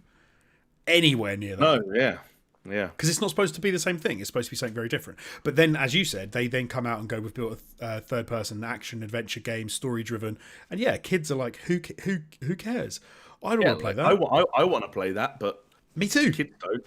My kids want to be a blocky little Lego Spider-Man who has rainbows coming out of his feet and has to jump around in an obby and get chased by a man with a food zooka. And then Leslie Benzies says, "Hey, you just rolled credits on Mind's Eye. How do you feel about jumping in and spending 100 hours a month in everywhere?" And we go, "No." And it's like, hang on a second. We made a piece of software to lure people into our other software, and they've got totally different demographics or target. I don't know. They would probably say that everywhere is targeting everyone, but because they would say that they want to get to the place where everywhere isn't defined by a genre or a demographic or anything like that. Everywhere has so much in it that like fans of like hardcore strategy games and the widest possible spectrum of genres can all be satisfied by everywhere, but it just takes so long to get there, and you can't get there behind closed doors with VC money. So it's going to be really interesting to see what the future of Barb and Everywhere and Mind's Eye looks like. And also, weird comment, I know, but it's going to be really interesting to see what the future of gamers look like. Like, all of us matured to a certain extent when it came to our tastes and what we were interested in and what we were motivated by. I can't wait to see what the 8-year-old of today wants as an 18-year-old, if that makes sense. I'll tell you something that'll make you want to throw up in your mouth. So my 8-year-old, like I said, is he's very good at video games, and he plays like PlayStation 5 a lot. When it comes to Roblox, he would rather play it on an iPad. Why? I have no idea. With the on-screen touch controls, that's his preferred way of playing Roblox. And what I often think is most of his friends do not live in a household like mine with, every console comes out I have to get and all this. Like they'll probably have iPads, so they are going to grow up maturing as gamers playing primarily on iPads, and when you then try and give them like a controller or so, I think that the way you're interacting with the game is just fundamentally different. Like you can't play a hard as nails, really well written, hard, difficult, like imagine playing a FromSoft game on an iPad. Yeah, it wouldn't work. It wouldn't be the same. So I have no idea where we're at with gamers. I don't know either. I like one thing that does give me a little bit of hope is what I've seen within my family, where I've got siblings who are now, at the time of recording, 17, 14, and 11, boy, girl, in that order, and they grew up like it was the classic thing of like the first games that the eldest, for example, was playing were like I remember watching him play Minecraft on the iPad. There was a lot of Fortnite. When I went there last time as a 17-year-old, he was playing Elden Ring. So okay, the 14-year-old is really big into FIFA, and the 11-year-old girl, shock, Roblox on the iPad, playing some weird fashion thing where she had like a certain amount of time to run around a shop and like dress up, and then they would judge each other based on who dressed up the best. Yep. Yeah, I don't know. Yeah. So there you go. Yeah, we'll see. Oh God, I just hope we still have jobs. That's what I hope. And if that means we have to start making Roblox games, then I'm more than happy to bury my pride. And yeah. Do you want to round this podcast out, Jonesy, with one more quick one? Let's do it. And it would be quick because we just don't really know much about it other than what the leakers are telling us. But it seems like we are slowly building up to the reveal of Hazelight's next game, the studio behind the hit Game Award Game of the Year winner, It Takes Two, which recently announced that it has sold over 20 million copies. Nice. Joseph Fares, both as an outspoken individual and as a game creator, has a storied history with Jeff Keighley and his shows. Mentioned there that It Takes Two was at the time, slightly controversial winner of the Game Awards Game of the Year. So it would make sense that someone like Joseph Fares might be eyeing up the Game Awards later this year in December as an opportunity to announce their new game, but it has not stopped them teasing what they're working on now. Joseph himself has posted a message on X describing it as a brand new IP called, and it's a censored word beginning with S and a censored word ending with N. If you're counting there, Jonesy, I can tell you, I believe the amount of asterisks are accurate. Okay. And if we do know what the name is called because of leakers, but are you trying to make a guess? Yeah, is it called Shoot Cannon? It is not called Shoot Cannon. Brace yourself. It seems as though the game is going to be called Split Fiction. And we know that because a name that we're probably going to start owing this man more money than we owe Jason Schreier and Tom Henderson and Jeff Grubb. But Bill Kuhn, the Deal Labs guy, who clearly has access to some kind of like retail back end or something like that, has confirmed that it's called Split Fiction and suggests that the way that the game splits the screen will play a large part in gameplay. That also makes sense because Joseph Fares, when he posted the teaser with the censored name, it was kind of done in this way where it was kind of written on a piece of paper, and there were some post-it notes stuck to the paper, and some of the post-it notes had, let's say, some rather 16:9 looking rectangles in it that had lines drawn through them in weird ways. So one was a vertical line through the middle, one was a horizontal line through the middle, and one was a diagonal line. Okay. That was obviously something they experimented with a little bit with in A Way Out, where the split of the actual split of the screen would move to make more space for the character that had more to do in that moment. So basically what I'm saying is, Jonesy, is it seems like Hazelight are going to double down on what they do best, which is create an EA-published split-screen co-op experience directed by outspoken loudmouth Joseph Fares. How's that sound? They're usually interesting, if not good. Yeah, it sounds right on my street. I had a lot of fun with It Takes Two. Played that with the wife, enjoyed it. It's funny, when you said about the split screen at all different angles, it made me think of, I don't know how many games do this, but like the Lego games, I know, so they have like a dynamic split. So like if you run around and you separate, like the split moves depending on where the characters are relative to one another. So I wonder if they're also going to have an element of that. But I was thinking, I wonder if it's almost going to be like in the Plucky Squire, where you have you can mess with the world in the book by doing stuff outside. I was wondering if maybe the split itself will affect what's going on in the game. Maybe, yeah, that would be cool. That would be cool. I could definitely see them implementing something like that.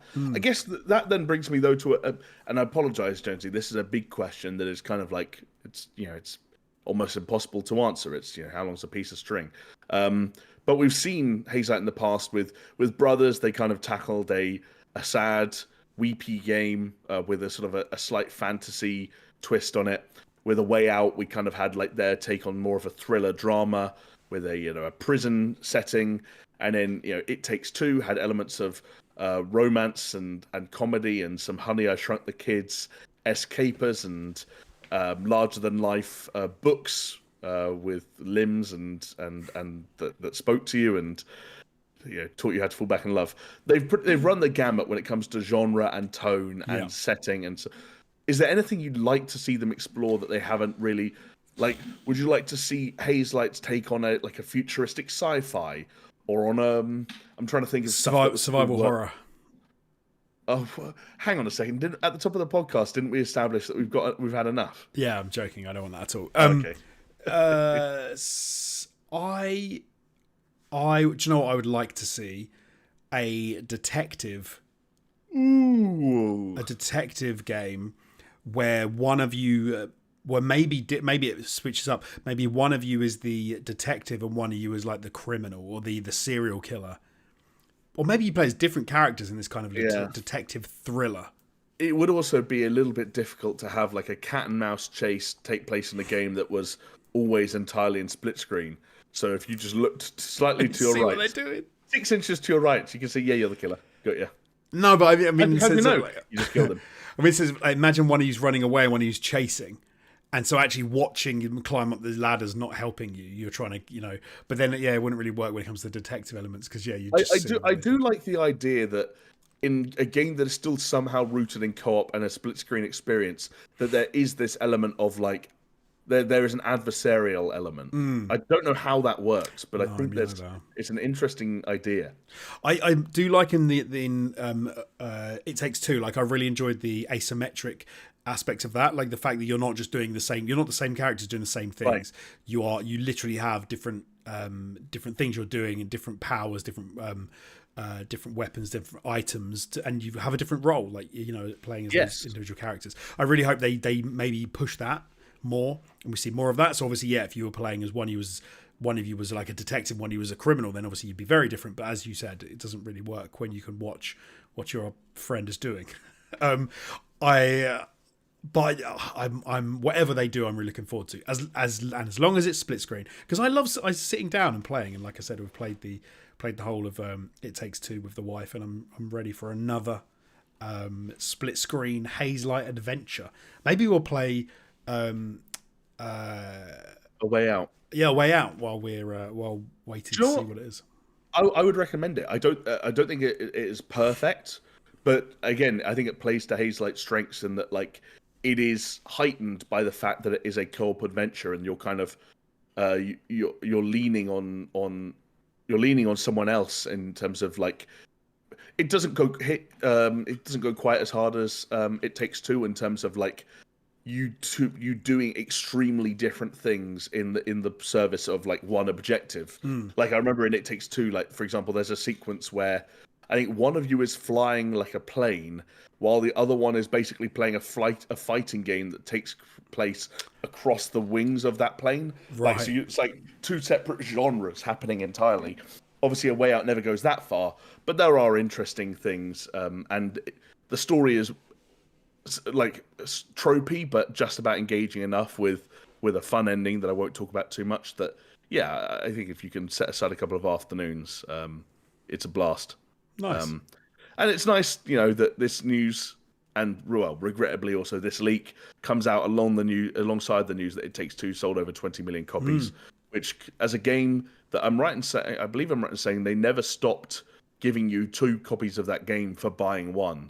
So in theory, that means one would presume, based on some arithmetic, that 40 million people played It Takes Two, which suggests that the couch co-op, or or at least an experience where co-op is vital to or fundamental to the design of the game. That kind of game is still alive and well, which is good, even if it's just Hazelight propping it up on their shoulders. Yeah, absolutely. All right, Jonesy. Well, I think we've just about got a podcast. How do you feel? I think that was pretty good.